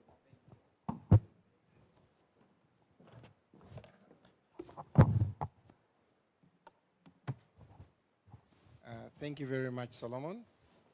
Ladies and gentlemen, my name is Philip Andrew Wabulia. I work with Bank of Uganda as the Executive Director, Petroleum Investment Fund. I know most of you have not heard about it, but I will tell you more about it. And before I say anything, I would like to remember our late governor, Professor Mutebile, who passed away earlier this year. May his soul rest in eternal peace. He was a very great supporter of the diaspora. And Ronnie and the team can subscribe to what he did and how he contributed to the diaspora. Now, why does a person in charge of Petroleum Investment Fund stand here to talk about treasury bills, okay? So it's very important so you know, prior to my role, I was the Executive Director Operations, still in Bank of Uganda, for 5 years and 9 months, in which I was in charge of issuing these treasury bills. So I'll tell you from that side. But prior to that, I also worked with Stanbic in the treasury. So if you go and look at the Stanbic balance sheet from 2006 to 2012, you can know how naughty I was to grow the balance. Now, prior to Stanbic, this is the most interesting, I was with Citibank. So I'm proud to say I was the first vice president, global markets in Citibank, who's Ugandan. So you see, we can move. So I associate with you guys. And before that, I started with Standard Chartered. So I've seen both sides. And why I'm so passionate about this is I'm always asked, what are government securities? And I always ask myself, I keep on saying the same thing, but maybe I'm saying it differently. Now, government securities, as Professor Mutembile says, keep it simple, used to say, may his soul rest in peace, is government borrows money. Even the US. You've heard the US has almost 31 trillion in debt. So governments borrow money to run the government. So government securities is debt that we give to the government. Kati waliwo abamu aboogera Oluganda tebajja kutegeera kye njogera. Governments mu nsi zonna zeewola ssente ku bannansi n'abagwira ne basobola okulwaninga ki government. So bw'owulira ekintu kye bagamba government securities kitegeeza ebbanja lya gavumenti lyeyeewoze mu bantu. Let me start from there. Ekyokubiri, lwaki Bank of Uganda? Bank of Uganda tulinga ba agent. Inti ffe tuvaayo ne tugamba nti muwole government sente we batasasula ffe tujja basasula. Mukitegedde? So tewali mu nsi yonna government yaleeremeddwa okusasula sente. So let me change it back to English for those who understand English, because I'm trying to coordinate two different groups. Governments issue treasury bills through their central banks, typically. Why do they do that? Is to be able to guarantee that they shall pay. Even the countries that have gone through a lot of problems, like Zimbabwe, they have always paid. So this issue, they may not pay us, does not happen.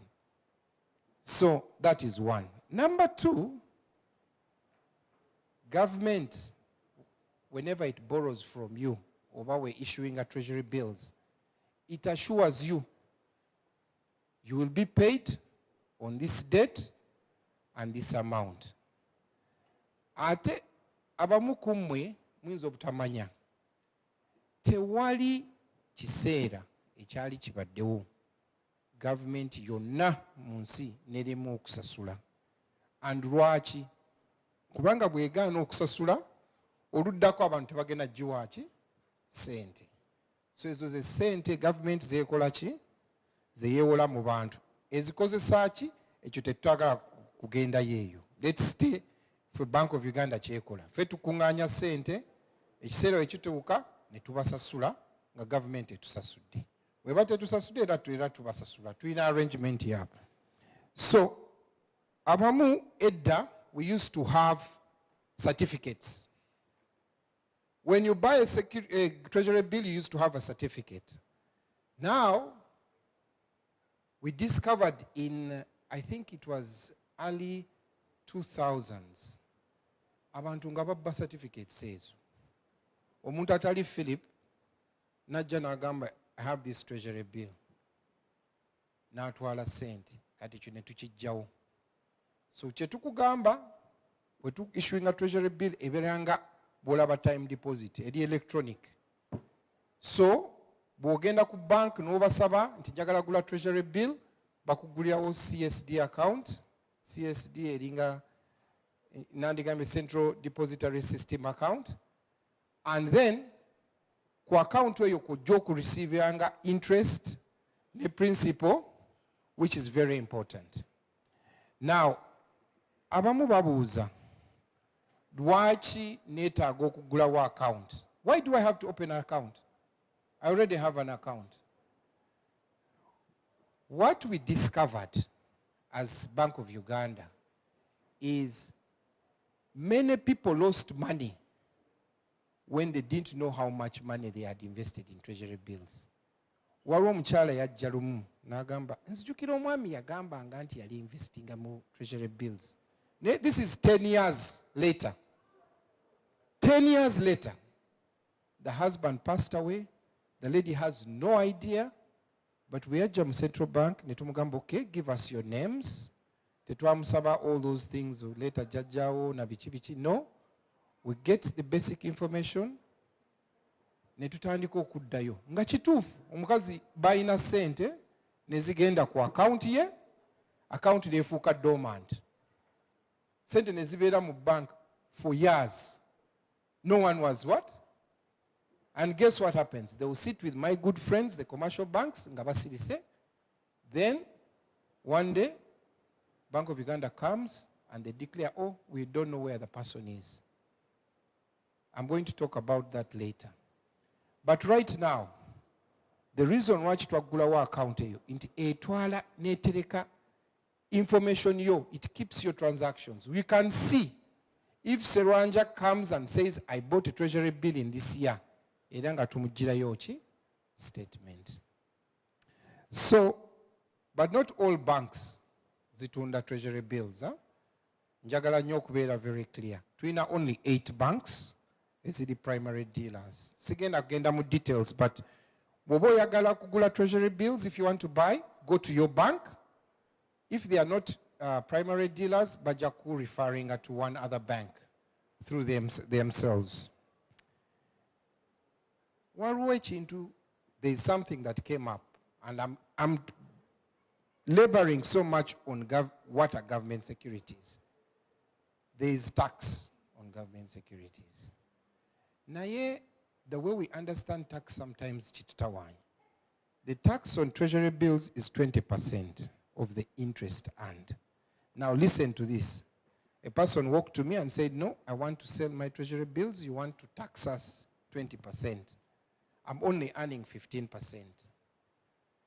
Tetwasobola kulyonnyola abantu. It is 20% of the interest. Do you see the difference? Omuntu agamba nti tax is 20%, but I'm earning 15%. How can you tax me 20%? So let us go. If you had 1 million, nofuna 15%, it means ofune emitwalo 15. Correct? Ku mitwalo 15, you are ejja nejjako 20%. 20% of mitwalo 15 is how much? 30,000. Ng'ofuna meka? Mitwalo 12. So twafuna nnyo obuzibu nga government erese emusolo ogwo. Bank of Uganda neegamba katunyonnyola abantu. Let's explain what is the interest. Now, most of you diaspora stopped investing when you heard about the tax. And I can now tell you, you've missed an opportunity. And ngenda banyonyola. So, treasury bills. Many of you ask me, what is a treasury bill? Government borrows for 1 year or less, or government borrows for 1 year and longer.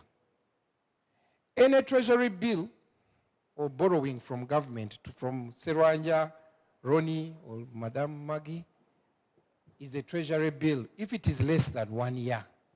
That's why owuliranga tugamba government enonya sente 91 days, 182 days, 364 days. That is a treasury bill. And the difference is when you put in your 100 shillings, you have to wait for 90 days if you put in 91 days. Or if you put in for 182 days, you wait for 182 days. Then they'll give you principal plus interest. Now, this is where I advise people in the diaspora. Be very careful what you ask for. Many people come to us and they intended to buy a bond.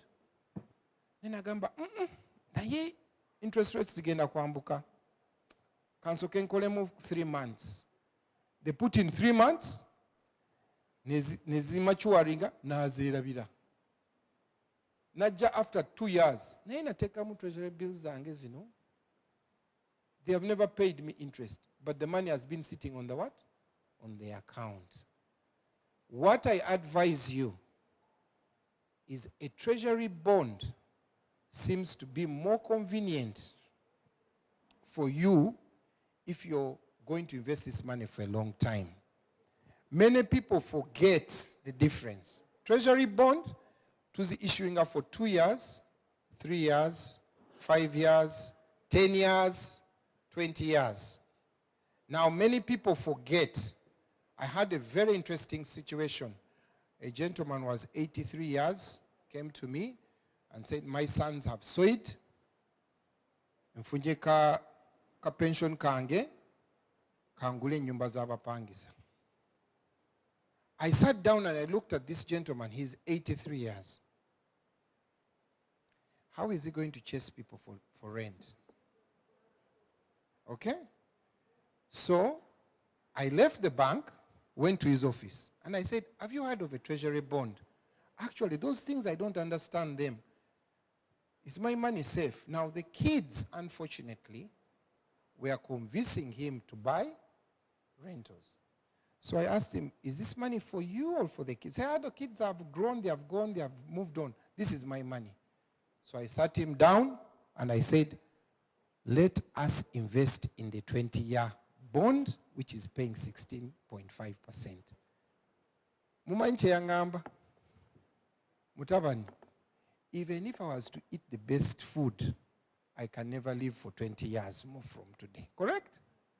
And I sat down and Mugamba, you do not have to live for 20 years. Nemugamba, this interest jogendo kufuna, you have a gratuity for, let's say 400 million. They are paying you 16%. Buli mwaka ogenda kufuna 73 million in interest.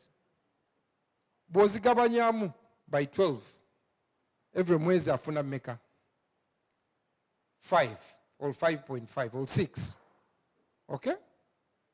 Nemubuza okozesa sente meka. Mutabani nkozesa mitwalo nga kinana. 800,000. Nemugamba, if you get this money, zijja kuyamba ate kinene kisigale nga kikola ki? Je kiri.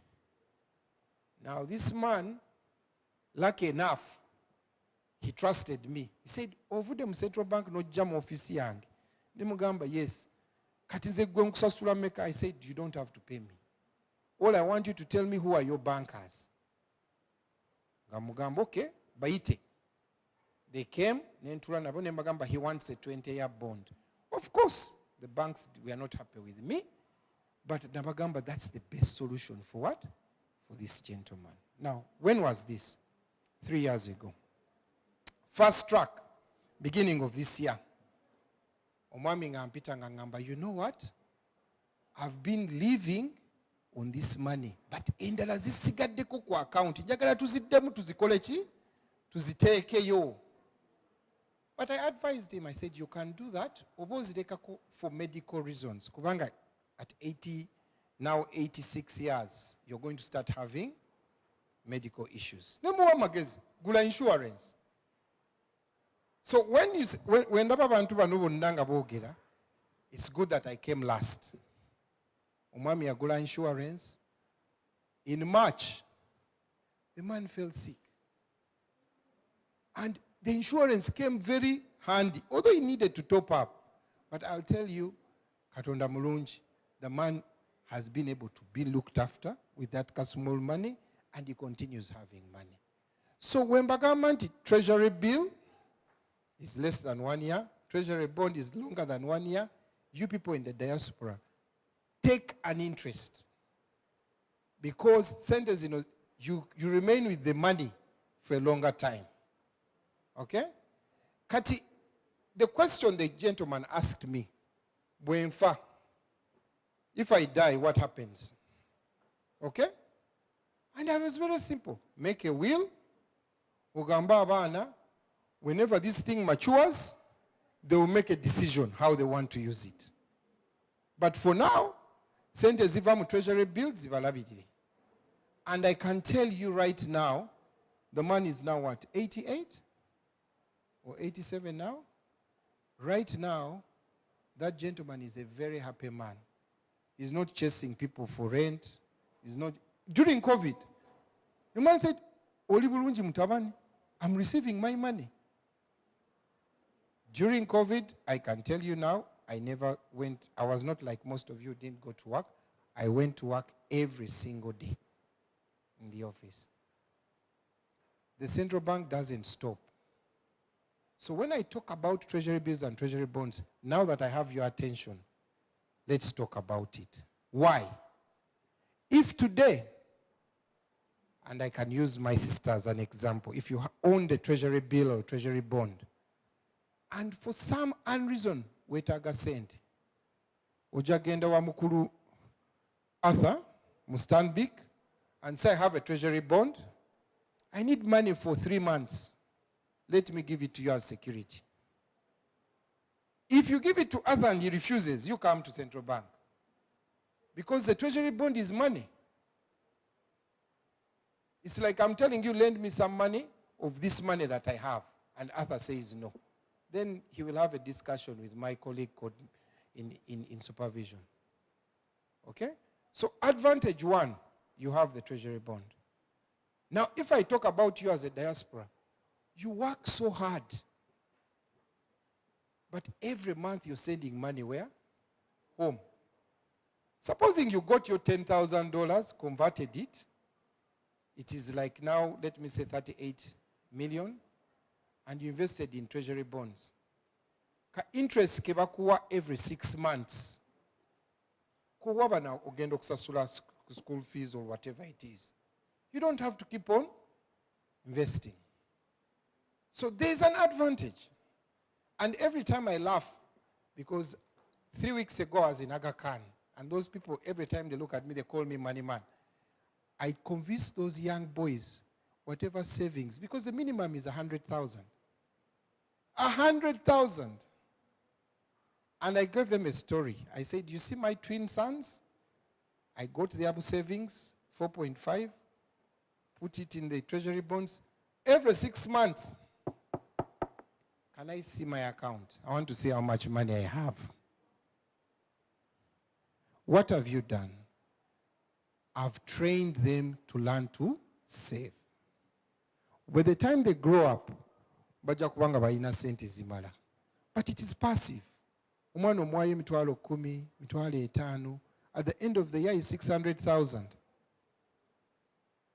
I am kindly begging you people, spend time and try. Oba tezikuluma nnyo, try $100 and invest. You will be very surprised. Okay? The other thing that I realized, and we have ladies, and please, gentlemen, don't take it personal. I noticed that ladies save a lot. But sente muzireka nnyo ku account. N'ofuna ka account n'ogamba mami kankateke mu mannya go, ono mwami wabuli simutegeera bulungi naye kanjira nsevinga. Okay? Please buy a treasury bill or a treasury bond. It will help you and that little project you're doing. Why? Because treasury bond ofuna interest every 6 months for the next 20 or 5 years. And then the rate is fixed. Now that I can see all of you are attentive, okay? I want you to beat those children of Aga Khan. So that by the end of this month, take you 1 million. Next year when I come with Ronnie and we have funded this whole thing, Bank of Uganda, I want us to compare notes. Muja kwewunya nnyo. There is a lady I met in in New York last week. Tiyafuna degree. Now, do you know what she did? For the 30 years she worked, she kept investing in those securities. A lot of money. The same people who tell you, the currency is going to depreciate. Dollar egwanyo. The dollar has never lost more than 16%. So I ask you people to invest in treasury bills and treasury bonds. If you can't, try. Ezitakuluma. I'm sure the next month you will come. So that is treasury bills and treasury bonds. So you'll ask me all the questions. There is a part that I wanted to discuss with you today. Many of you have abandoned your accounts in commercial banks. mulese sente nyingi and you've just abandoned them. Because the bank asks you for what? National ID, correct? Yeah? Did you know that you can go and get an affidavit? And you sign and say, I was Nabulime Prosi, but now I am Prosi Mukasa. I got married. I don't have a national ID, but I'm the same person. And I want to receive my money and close the account. And you shall receive the money. Did you know? None of you knew, huh? Yes. So today, I'm telling you, I cannot give you details because it will make a lot of news. But there is a lot of money you've left abandoned in your accounts. Try and follow up. If you fail, come to Bank of Uganda. Okay? There is a lady called Charity in Communications. She will help you. Ajabayamba. Nemulese nyo sente, nemuzireka. Let me give you an example. You imagine how many people have bank accounts in Uganda? 4 million. Correct? 4 million. Imagine if each of those 4 million left 1,000 shillings. How much is that? 4 billion, eh? Now I can tell you the amount is much more. So, what has Bank of Uganda done? Let me tell you a story. Bank of Uganda has something it is working on. We call it unclaimed financial assets, whereby we want to go deeper and find out who are those people who have left their what? Their money unclaimed. And did the banks try to get in touch with them? Because that's what the banks are supposed to do. If they did and they failed, we want to keep that money in the central bank until one day you show up, or your relatives. Do you know that in America there is $100 which has never been claimed since the 1900, and it is still there in the Federal Reserve, unclaimed. You go on the net and you check U.S. unclaimed financial assets, you'll see that story. Okay? So, if you have money that you left in Uganda and you've failed to get it, please write to the Bank of Uganda and say, I'm having a problem getting this money. We will guide you. Okay? If you fail, you look for me. I'll help you to make sure that you get it. Okay? Thank you very much. I think I've addressed everything. Solomon, I hope I have exhausted everything. Another round of applause to Philip. 2 questions. My neighbor asked me, can we start registering for the assets and for the treasury bills and bonds here? I think Arthur is here. He works with Stanbic, and you can come, open up an account, and register for treasury bills and bonds. I had this question to you, Philip. Can I come direct to the central bank, or I have to go through commercial banks? You have to go through commercial banks, and I'm going to tell you why. The main reason I told you, the central bank does not know Philip Wabulia. Central bank knows commercial banks. So you have to go through a bank. But if that bank doesn't do what you want, then you can report to the central bank. Then we shall penalize that bank. Okay? The reason we are doing that is that the bank has conducted Know You. It has your signature, it has your name, it has your next of kin. So they have all that information that we expect them to keep. Bank of Uganda is not humanly possible to keep all that information for 4 million accounts. So that's why we left it to the commercial banks. Okay. And we deal with the commercial banks. Okay. Another round of applause to Philip. Thank you. Thank you. Today I have learned that with as little as 100,000, you can actually buy these assets. It's really, really interesting. I have learned a lot. Wow. I'm going to mobilize myself, sir. You'll be seeing me very, very soon. How many of you have learned something today? and you feel that you really are proud that you came and that you're picking a thing or two along as you go. Thank you very much. Ronnie, karibu. Thank you so much. Ladies and gentlemen, a round of applause to Mr. Solomon Seranja, who flew in yesterday, still jet lagged, but had to do the honors for us today. Solomon, we appreciate you so much. Ladies and gentlemen, I have the honor and many of you. Our program is still running. We actually have about 3 more speakers we invited that are going to be speaking to us. Again, Derek, please stay on deck. We also have Dr. Chisembo to talk to us about taxes and how you can better do your financial planning.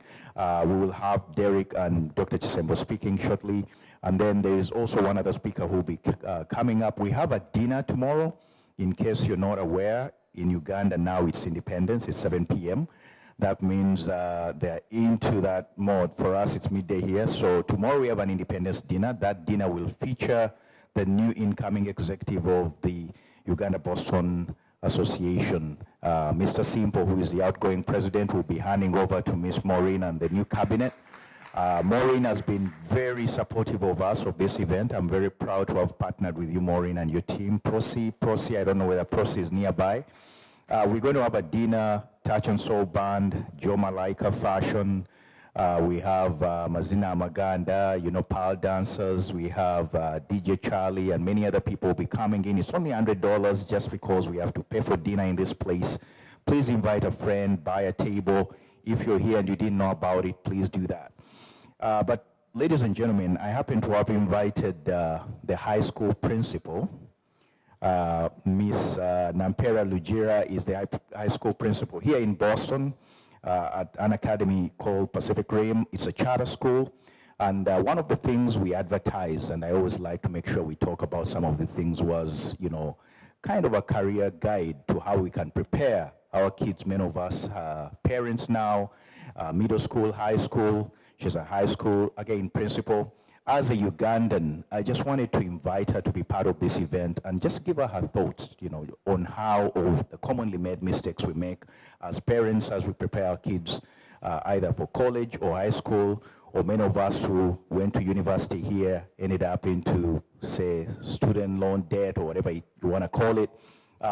She's here to guide us on how you can make sure you avoid all that. But also as a Ugandan, she's the daughter of Professor Rugira. I came many years ago, and those are some of the people we grew up looking to, and I just thought it was such an honor to have you accept our invitation.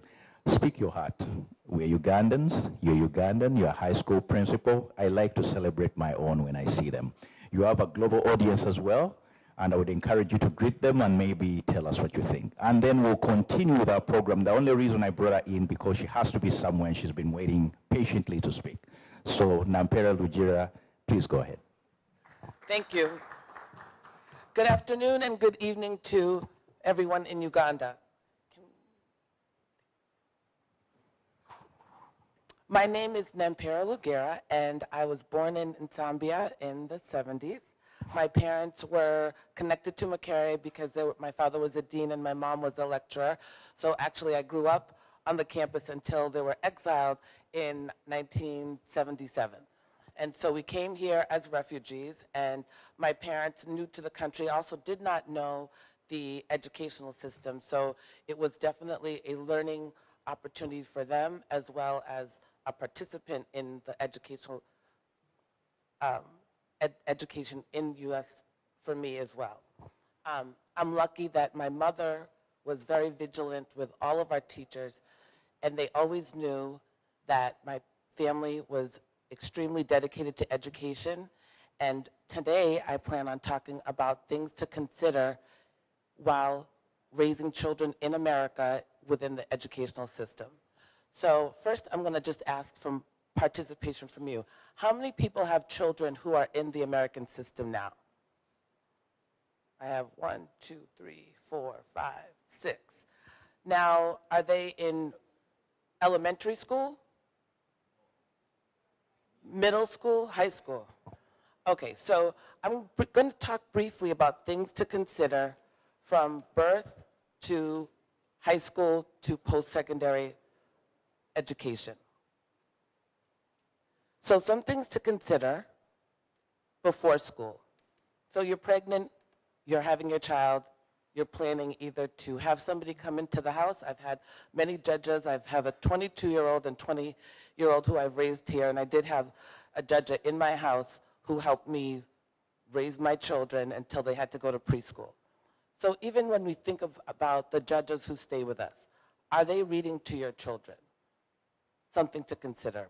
Buy books, whether Luganda, whether in English, that your child is actively practicing reading skills, listening skills, and social setting skills. And if you take them to daycare, that's something you should also consider too. What type of early childhood curriculum is the daycare providing for your child to set them up for success in elementary school? And don't leave the education to the people who watch your children. Make sure you're also actively finding books that are developmentally appropriate. The library is free in America. So you can go get a library card and you have hosts to all types of books. You can make friends with a librarian. They can tell you what books will help your child develop and also explore what they like and what they don't like, which will help on the other end when they get to high school.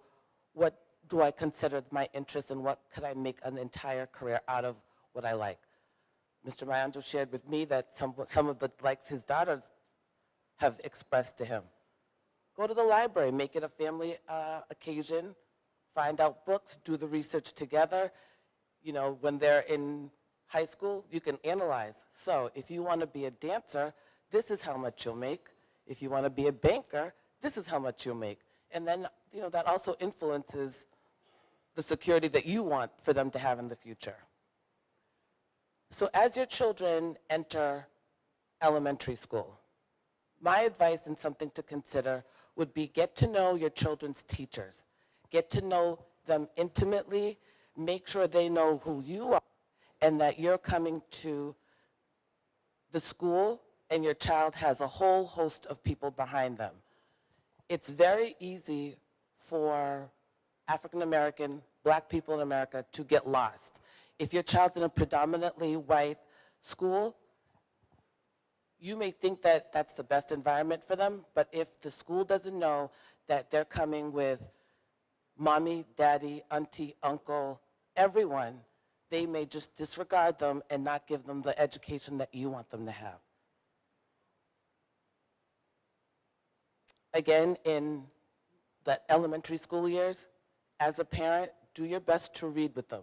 If it's reading on the laptop, if it's reading on the tablet, make sure your child is actively engaging in keeping their literacy skills up. I say that to come to high school. I'll say in Boston, you have charters, you've got private schools, and you have public schools. Each educational setting is what you make it and what your child makes it. But again, just because your child is in high school doesn't mean you let go, especially here, especially because our kids are naturally marginalized. Make sure, again, you know who the guidance counselor is, the principal. Ask for the principal's phone number. I give my phone number out freely because I need people to know that I am invested in their child and their child's education as well as their social emotional development.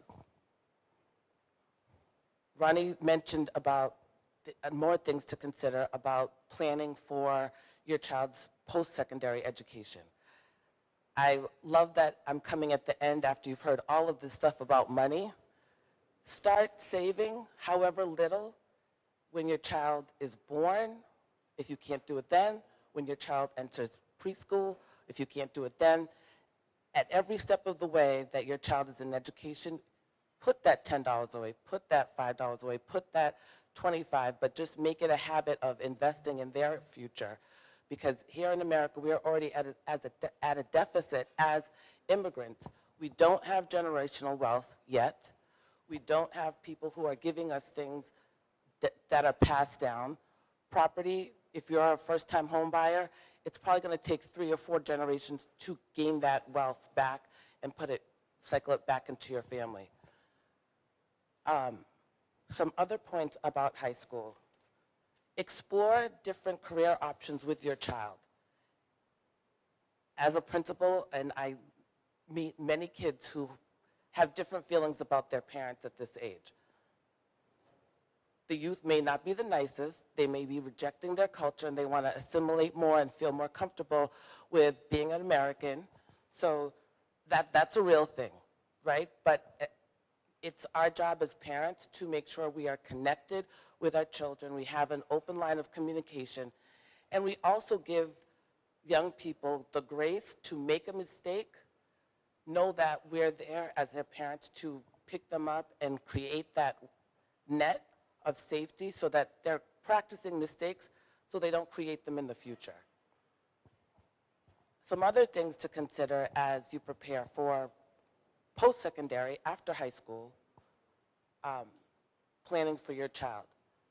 Think about whether or not a two-year college is an option. There's nothing wrong with going to a two-year college. Kids can then have more time to explore instead of investing in a loan for a four-year college and then come to find out they don't want to be an accountant. That's money wasted on most likely the parents' end, but then also time on the child's end. There are so many community colleges within Massachusetts that offer so many different backgrounds. Backgrounds as well as steps to getting a four-year degree, but also one common way for two-year schools is if you want to be a nurse. You can do your two-year LPN, then do your RN, then do your nurse practitioner at an affordable rate within the public university system. So there's different ways to get to Rome, but think about how much you can afford. Think about whether or not a private school who's going to give you a lump sum loan is the best option. But I think within this room, we have a lot of people who are resources. I know I have a limited time, but I definitely wanted to make sure that I touch base on things to consider from birth to high school, but then also just to remind us that without education, especially in this country, unless you are an entrepreneur, unless you decide to go out on your own as a plumber, an electrician, the best way to open a door is through education. I can't say that enough. My own two sons decided, oh, we're going to go out on our own and be entrepreneurs, and I quietly looked, observed, and they're quietly saying, Mommy, I think I want to go back to school. And I'm like, okay, welcome. Welcome. Let's walk this journey together. And it's okay if kids don't want to do what you want to do. As grown-ups, we cannot put our own educational personas on our kids. My father's a professor, and my mother is also well-known. I am not taking on their persona. I'm creating my own, and I encourage everyone else to make sure that they support their children and know that the system at home is very different than the system here, but there are many people and many resources who can help navigate, and I offer up myself as one of those resources to help navigate, because the only way that we're going to keep this as a diaspora and the only way that we're going to be able to provide those remittances in a timely fashion and keep our kids connected to Uganda is to be present at these events, participate, and just remind one another that it's a community. And I know I was raised by many different aunties, judges, uncles within the community, and I'm just here to also give back. So I thank you, and can open up to any questions before they come back for the mic.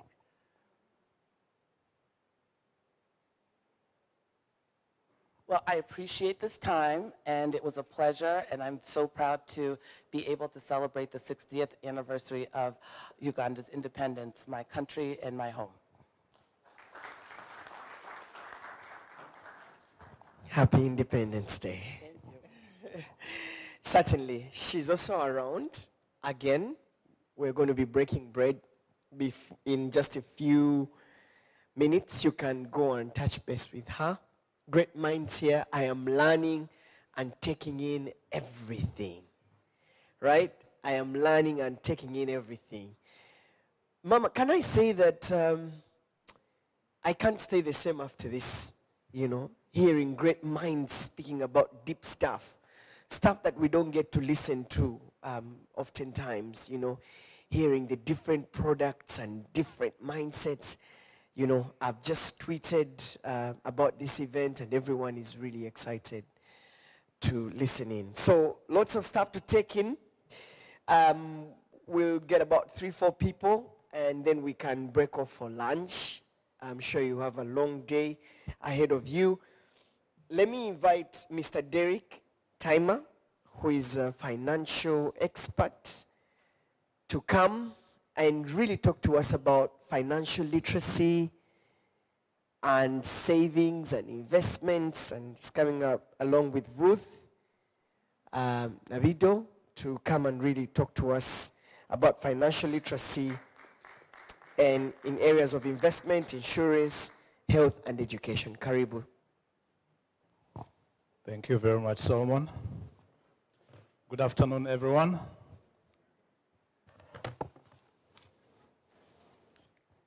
So, like he said, my name is Derek Timer, and here is my colleague, Ruth Nabido.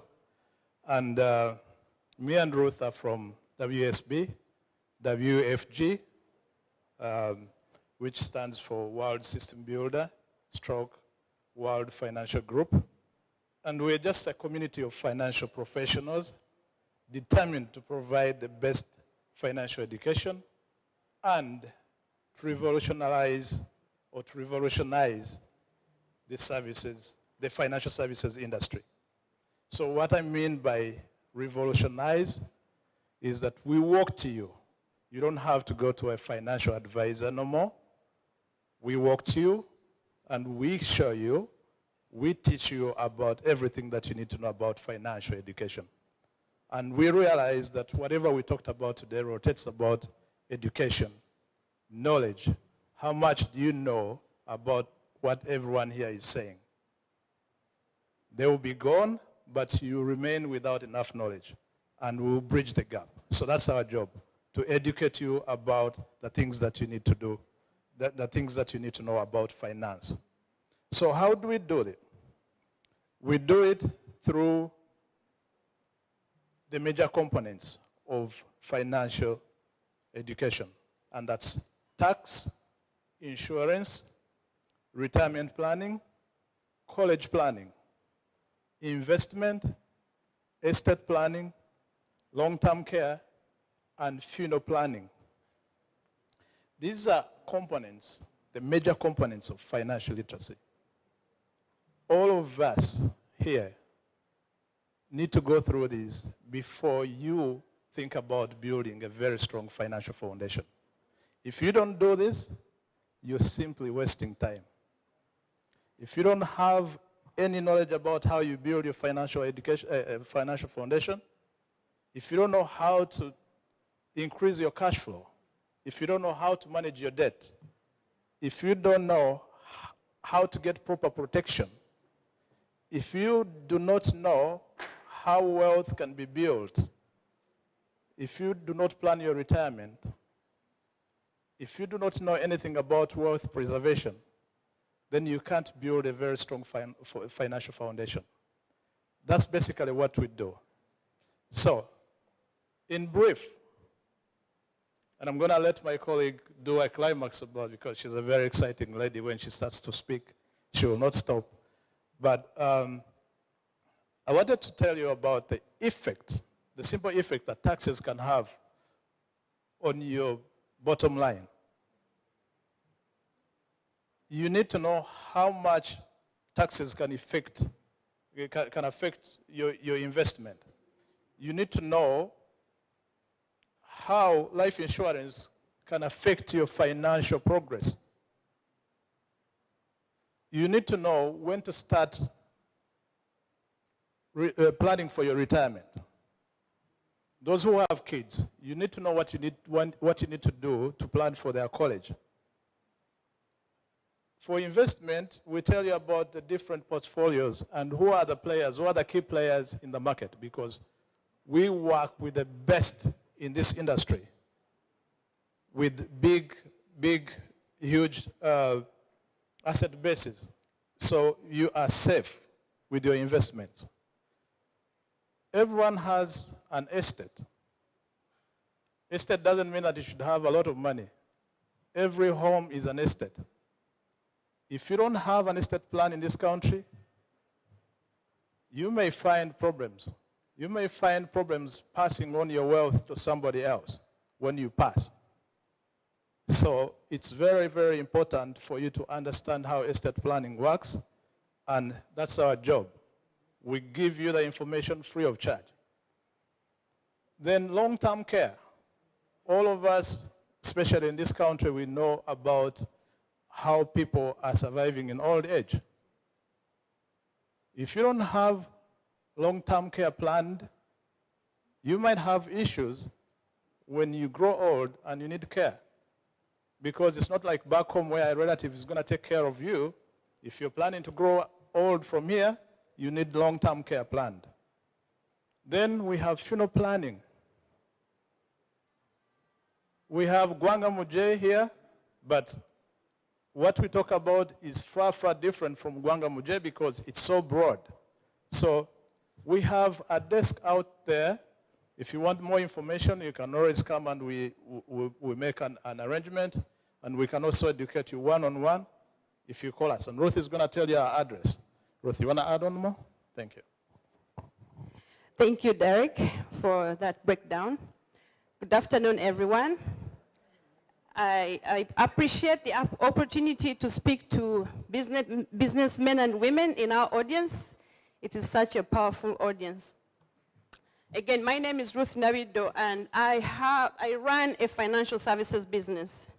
Financial services industry in America is $4.8 trillion worth. It is a very powerful industry.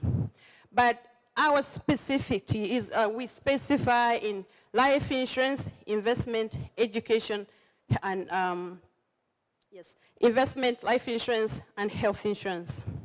So 10 years ago, a financial literacy campaign was launched. And it is absurd that only in our Ugandan community, we have known about it like only about 4 years.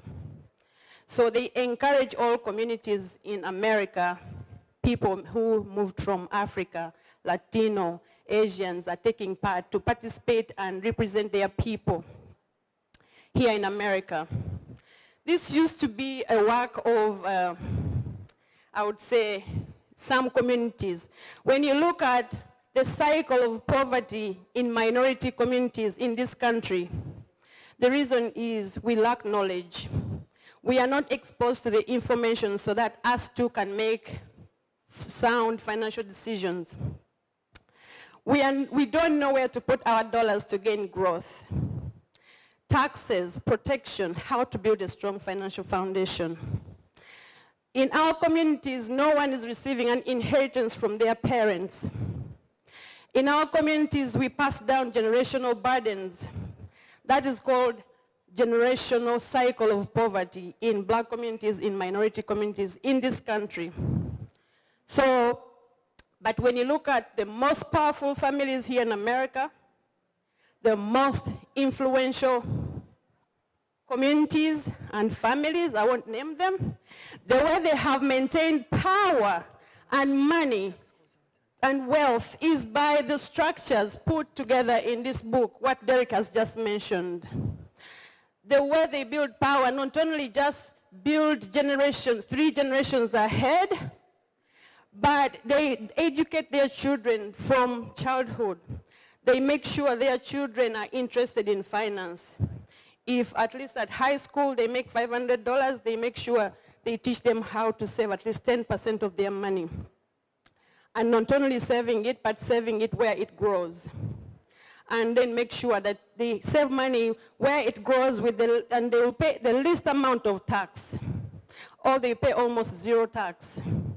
So now, all those instruments and strategies and principles of personal finance are written in this book. And this program, the financial literacy program, we offer it for free to people in the community. So we invite, the good news is our people, Ugandan communities here now in Boston, we have embraced the campaign.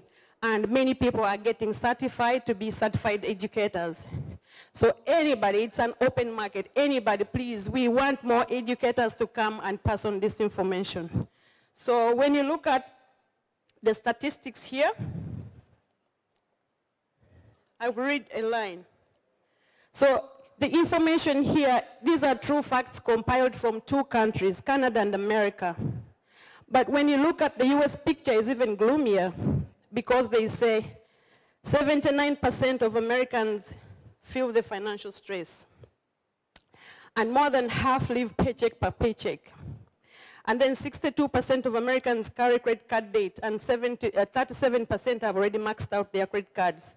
27% don't pay their bills on time. So we can spend all our time introducing all the best portfolios on the market.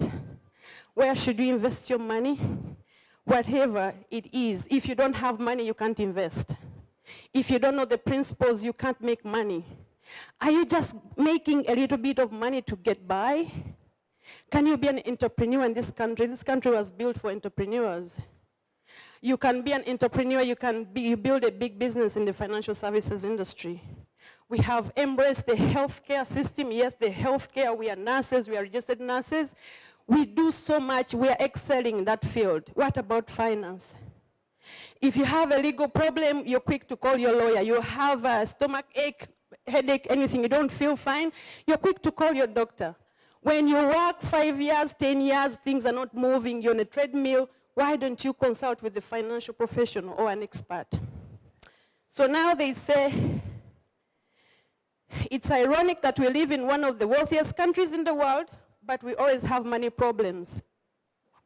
We can work hard all our lives, but retire poor. And we do so much to raise our children just to see them finish college with a lot of debt. Then debt becomes a way of life. We don't know much. We don't do much. Nobody teaches us personal finance from school. All is here. This kind of finance we teach people for free, you will not learn it from school. He's a former banker. He agreed, when he sat down in our workshops, he said, it is true. I worked so hard. He built his branch to $1 million branch, $1 million shillings branch. But when he was paid his own salary, he didn't know how to manage his own money, so that he will not retire poor. Am I correct? We work with so many other people. Former MBA finance, accountant. They don't know how to manage their own money when they are paid a salary. Lawyers, anybody, you can agree that when you're paid, you make that profit from that business. Where do you put the money? That's where we come in, to teach you the principles. Exactly. So I know I'm out of time, but we want to introduce you one of our products that this industry is so smart. They keep building products based on people's needs. So one of the best products that we recommend to people is what the Indexed Universal Life Insurance Policy. It covers all the things Derek has just outlined. You pay 0 tax on your money. You can save in there.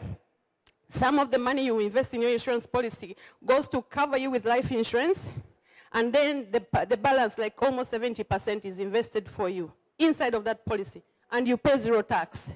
And then it has the best growth on the market, which gives up to 13% in interest monthly. And then on the downside, if the market fluctuates and you never lose money in that product, life insurance was built that way. And then on the protection part, in case you get sick, disabled, or you pass on, then it comes in to help you. I'll leave you with this. If you're walking out, this is a snow state. If you walk out on snow, you slide, break your hip, and your doctor says you have 6 months to heal. Mothers, parents, who is going to take care of your bills? That is when your life insurance policy comes in. Life insurance is no longer for death. Life insurance is for living, long-term care, critical care, chronic illness benefits. These are the policies that are comprehensive planning, and it was designed to help you with your personal financial planning. Thank you so much. Thank you. Thank you very much. Wow. I'm taking it in. I'm taking it in. Thank you very much. Whew. I'm loving everything. I'm glad I came. I'm really glad I came. I hope you are. Are you learning something? Mama, have you found something interesting? Right? Yeah. All right. We're learning everything about it. There's something I love about this country as we wrap up. There's something I love about this country. I'm told you can have everything that you want, and then you will pay for it along the way.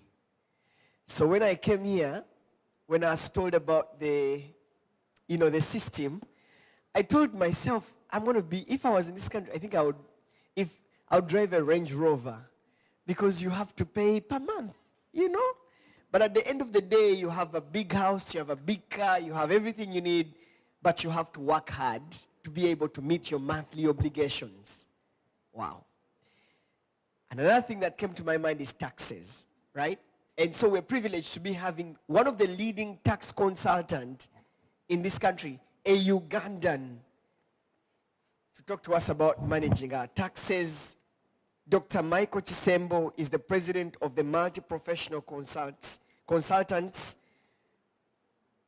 With all respect, sir, can we invite you with love? Can we give him some love? Dr. Michael Chisembo, please come and talk to us about taxes as we wrap it up. Dr. Michael is our last presenter, and I will call and invite Ronnie to give us his closing remarks and talk to us about what's coming next. Doctor, you're very welcome. Karibu.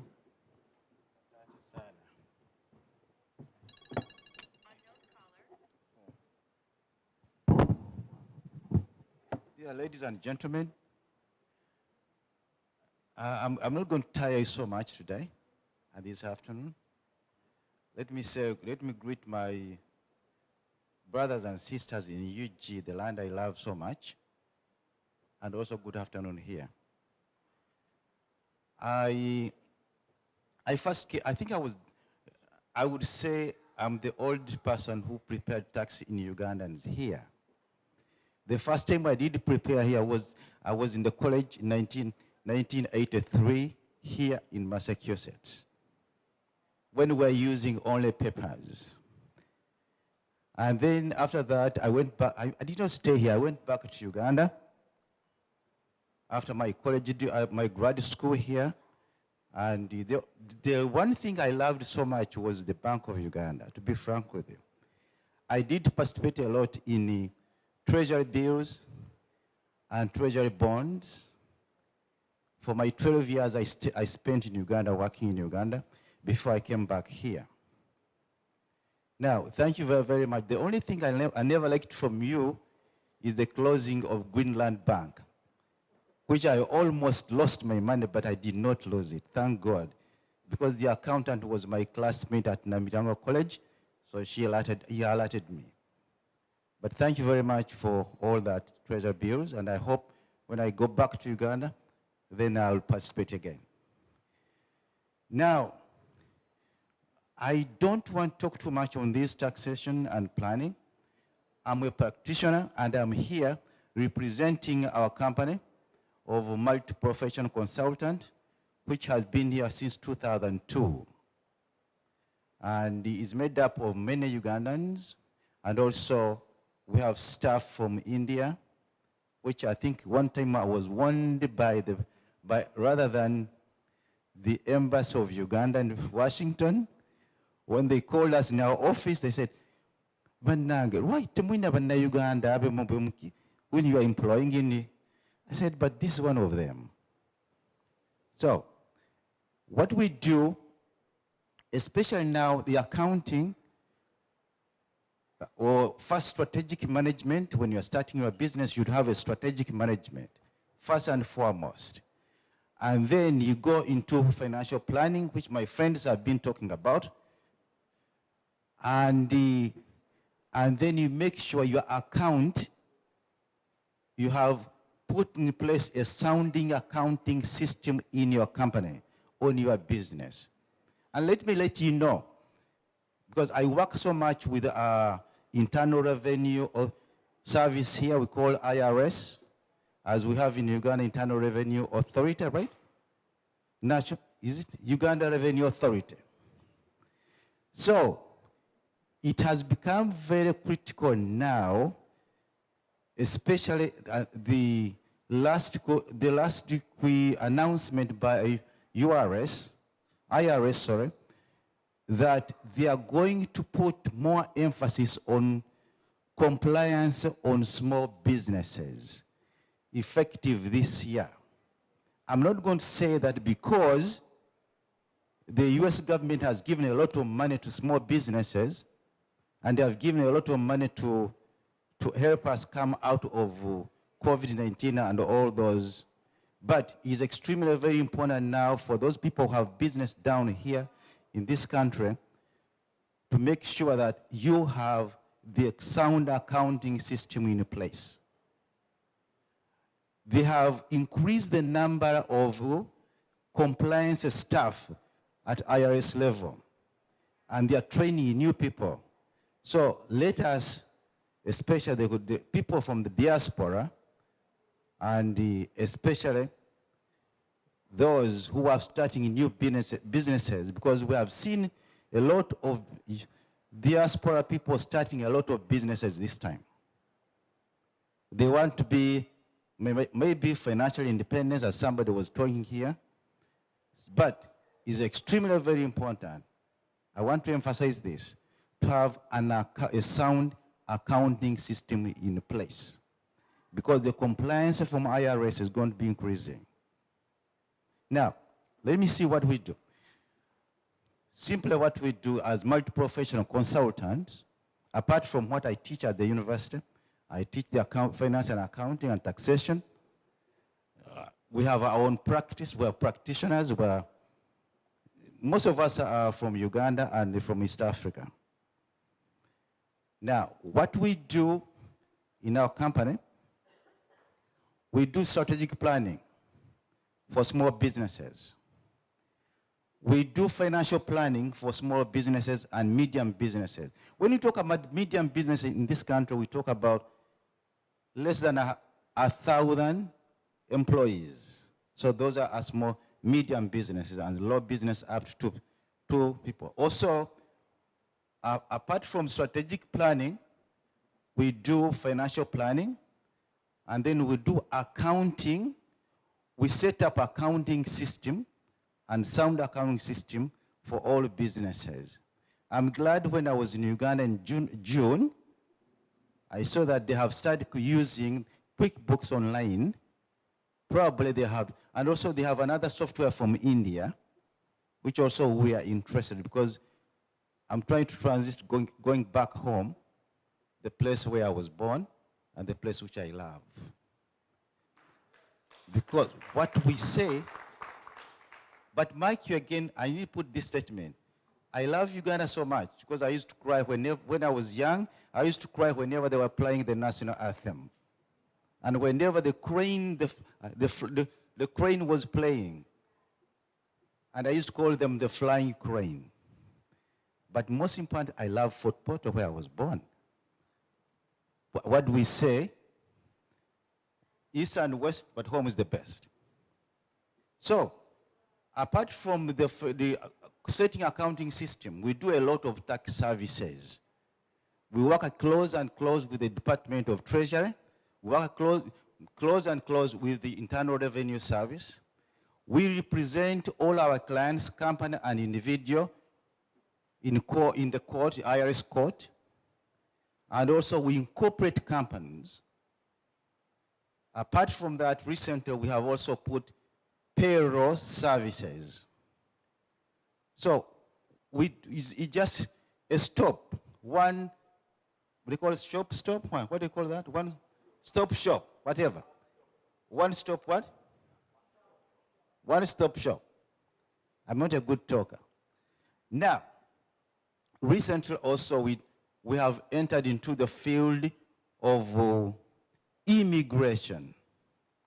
And we're working with immigration lawyers so that whenever our diaspora people come in, we can easily serve them. And even if I return back to Uganda, it doesn't mean the company is going to stop, sir. The company will continue because it's incorporated in Uganda here, and we're trying also to get others. We're incorporating also companies in Uganda to work closer with our company here. But the problem has been, as I was talking to Mama Chigozi, is that, man, too much bureaucracy, too much bureaucracy. It has taken us 6 months to incorporate two companies in Kampala, and also through the NEMA. You go into NEMA in Kampala, then you are sent back at Fort Portal, and then again, you know, we are not used to that. Seriously, we are not used to that. But I know somebody's there is coming, taking me off the, because teachers, we don't finish when we are talking. But ladies and gentlemen, thank you for coming here, and we hope we meet you in Uganda again. We're coming home. Don't mind, we'll be with you. But please reduce your bureaucracy and help us, because we're not used to that. We are very, very impatient. Very, very impatient, really. But we shall try to be patient, but also try to be a little bit easier for us. Thank you very much for keeping us.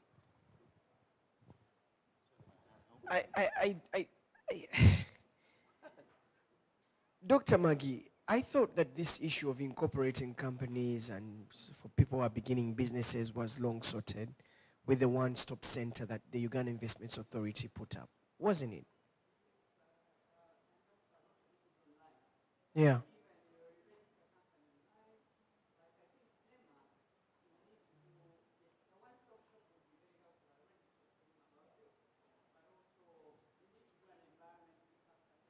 Yeah.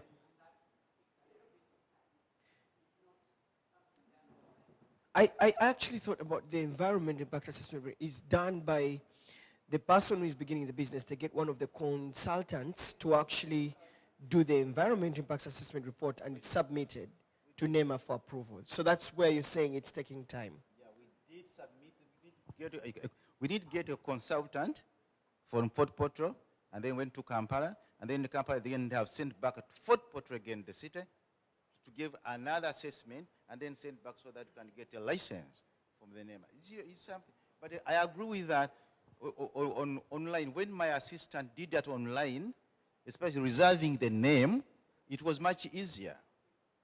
But when you involve the consultant, give me a break. We will work with that because I'm here to promote the fact that things have changed back home in Uganda. What you used to know, things have really, really changed. So this is why I'm actually saddened that it has taken NEMA quite a lot of time to approve your environment impact assessment report. Dr. Maggie has noted that down. As a person who is passionate about investment, we should be able to follow up. Ladies and gentlemen, Ronnie Mayanja. Ladies and gentlemen, our time is fast spent. Mr. Mayanja, just come briefly and tell people the convention taking place next year in May. Please, Raka, just come talk about the book, and then we're going to be wrapping this up. We have a book that he wants to make sure you guys are able to take. Our time is spent in this location. They have to set up for another event taking place, so forgive us if you had any other things to say. I know we have an online audience watching, but we're wrapping up in about 2 minutes. Okay, in 2 minutes I've been told. How many of you know Rolex? The famous Rolex from Uganda. This book was written by a young man who started selling Rolex in the streets of Kampala. And with that experience, came to America, started as a nursing assistant. We thank God for our nurses. We went through COVID. They helped us. He worked as a nursing assistant, then worked in the bank. It was at the bank that he learned a few principles. For example, make sure you're a smart woman. He married a smart woman. Together, they've started several businesses in America. He's only 29. It's all in this book. It's called The Enterprising Entrepreneur, Building Your Ladder to Success. And in April next year, he's having a real estate conference. Those of you who want to learn how to buy your first property, those who are renting, you're actually throwing your money out to the thieves. You need to own your own property. So he's going to talk to you the process of owning 1, 2, 3 multiple properties. April next year, have Easter in America. You're all welcome. And thank you, Ronnie. And you should not only invest in coffee, which is a good idea. You should not only invest in the treasury bonds, which is also a good idea. You can invest in real estate in America, diversify your portfolio. Brian Kayonga and his team will show you in April next year.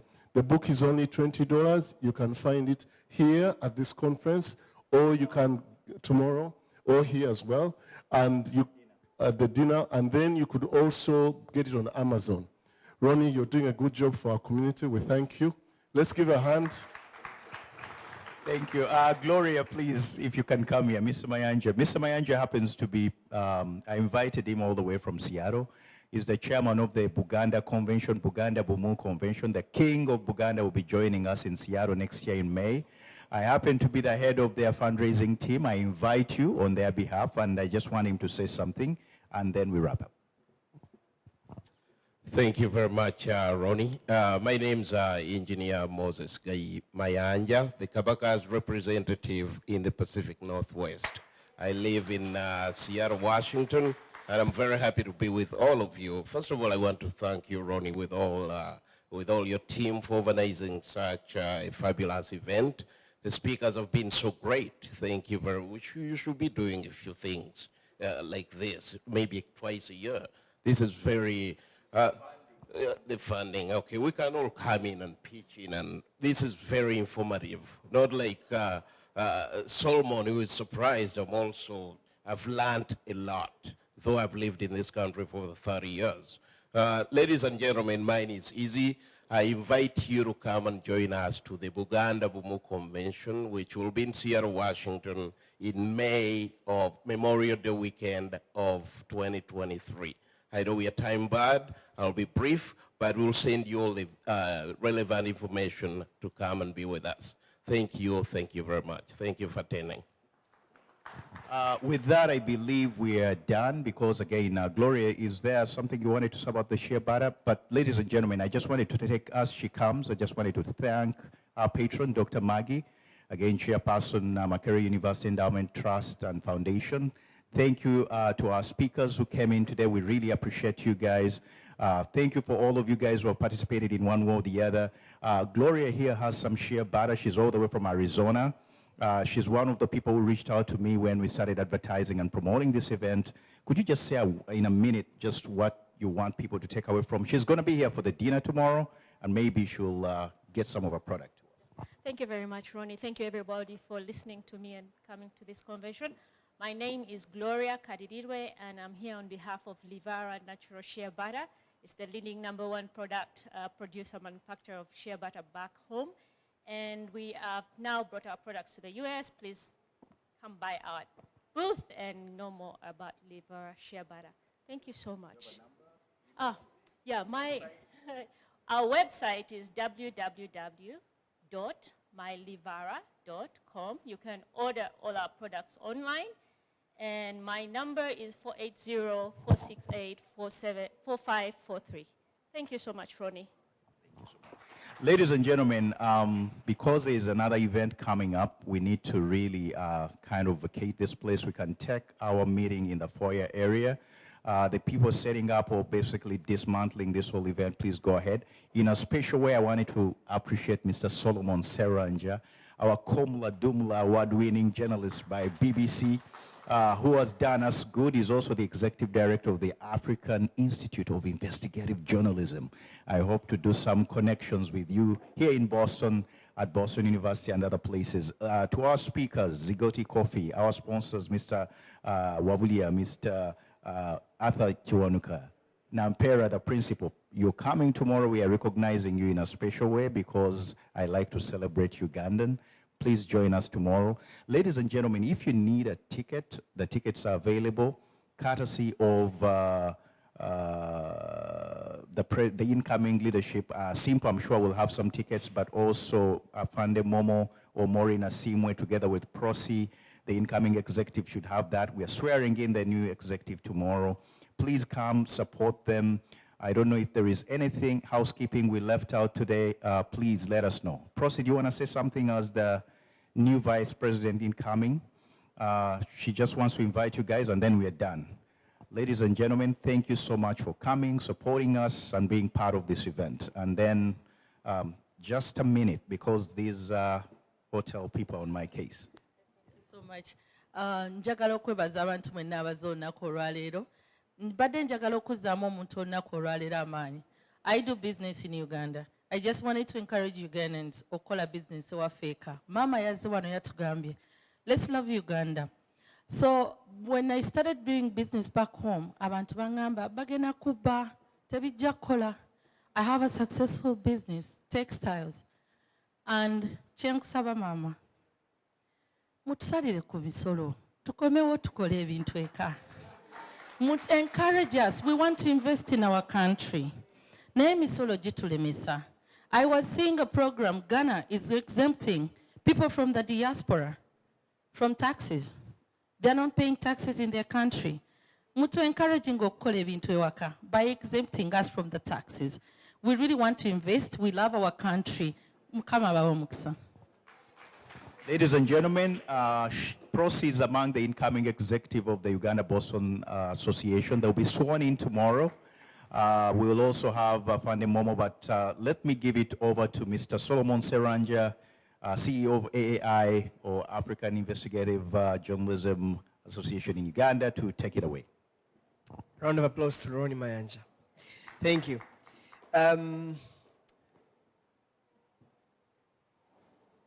One last thing. Can we clap for Diaspora TV? Thank you. Thank you very much for your efforts. They have done amazingly well. And Mr. Kalunji, where are you? Thank you. Thank you, my brother Kalunji. And the photographers, guys. Yeah. Simple has been here. Simple Communications, thank you. Because I come from that part of the world, how do I leave this platform without saying it? And thank you so much for being part of the business breakfast today. My name is Solomon Serwanja. Good afternoon.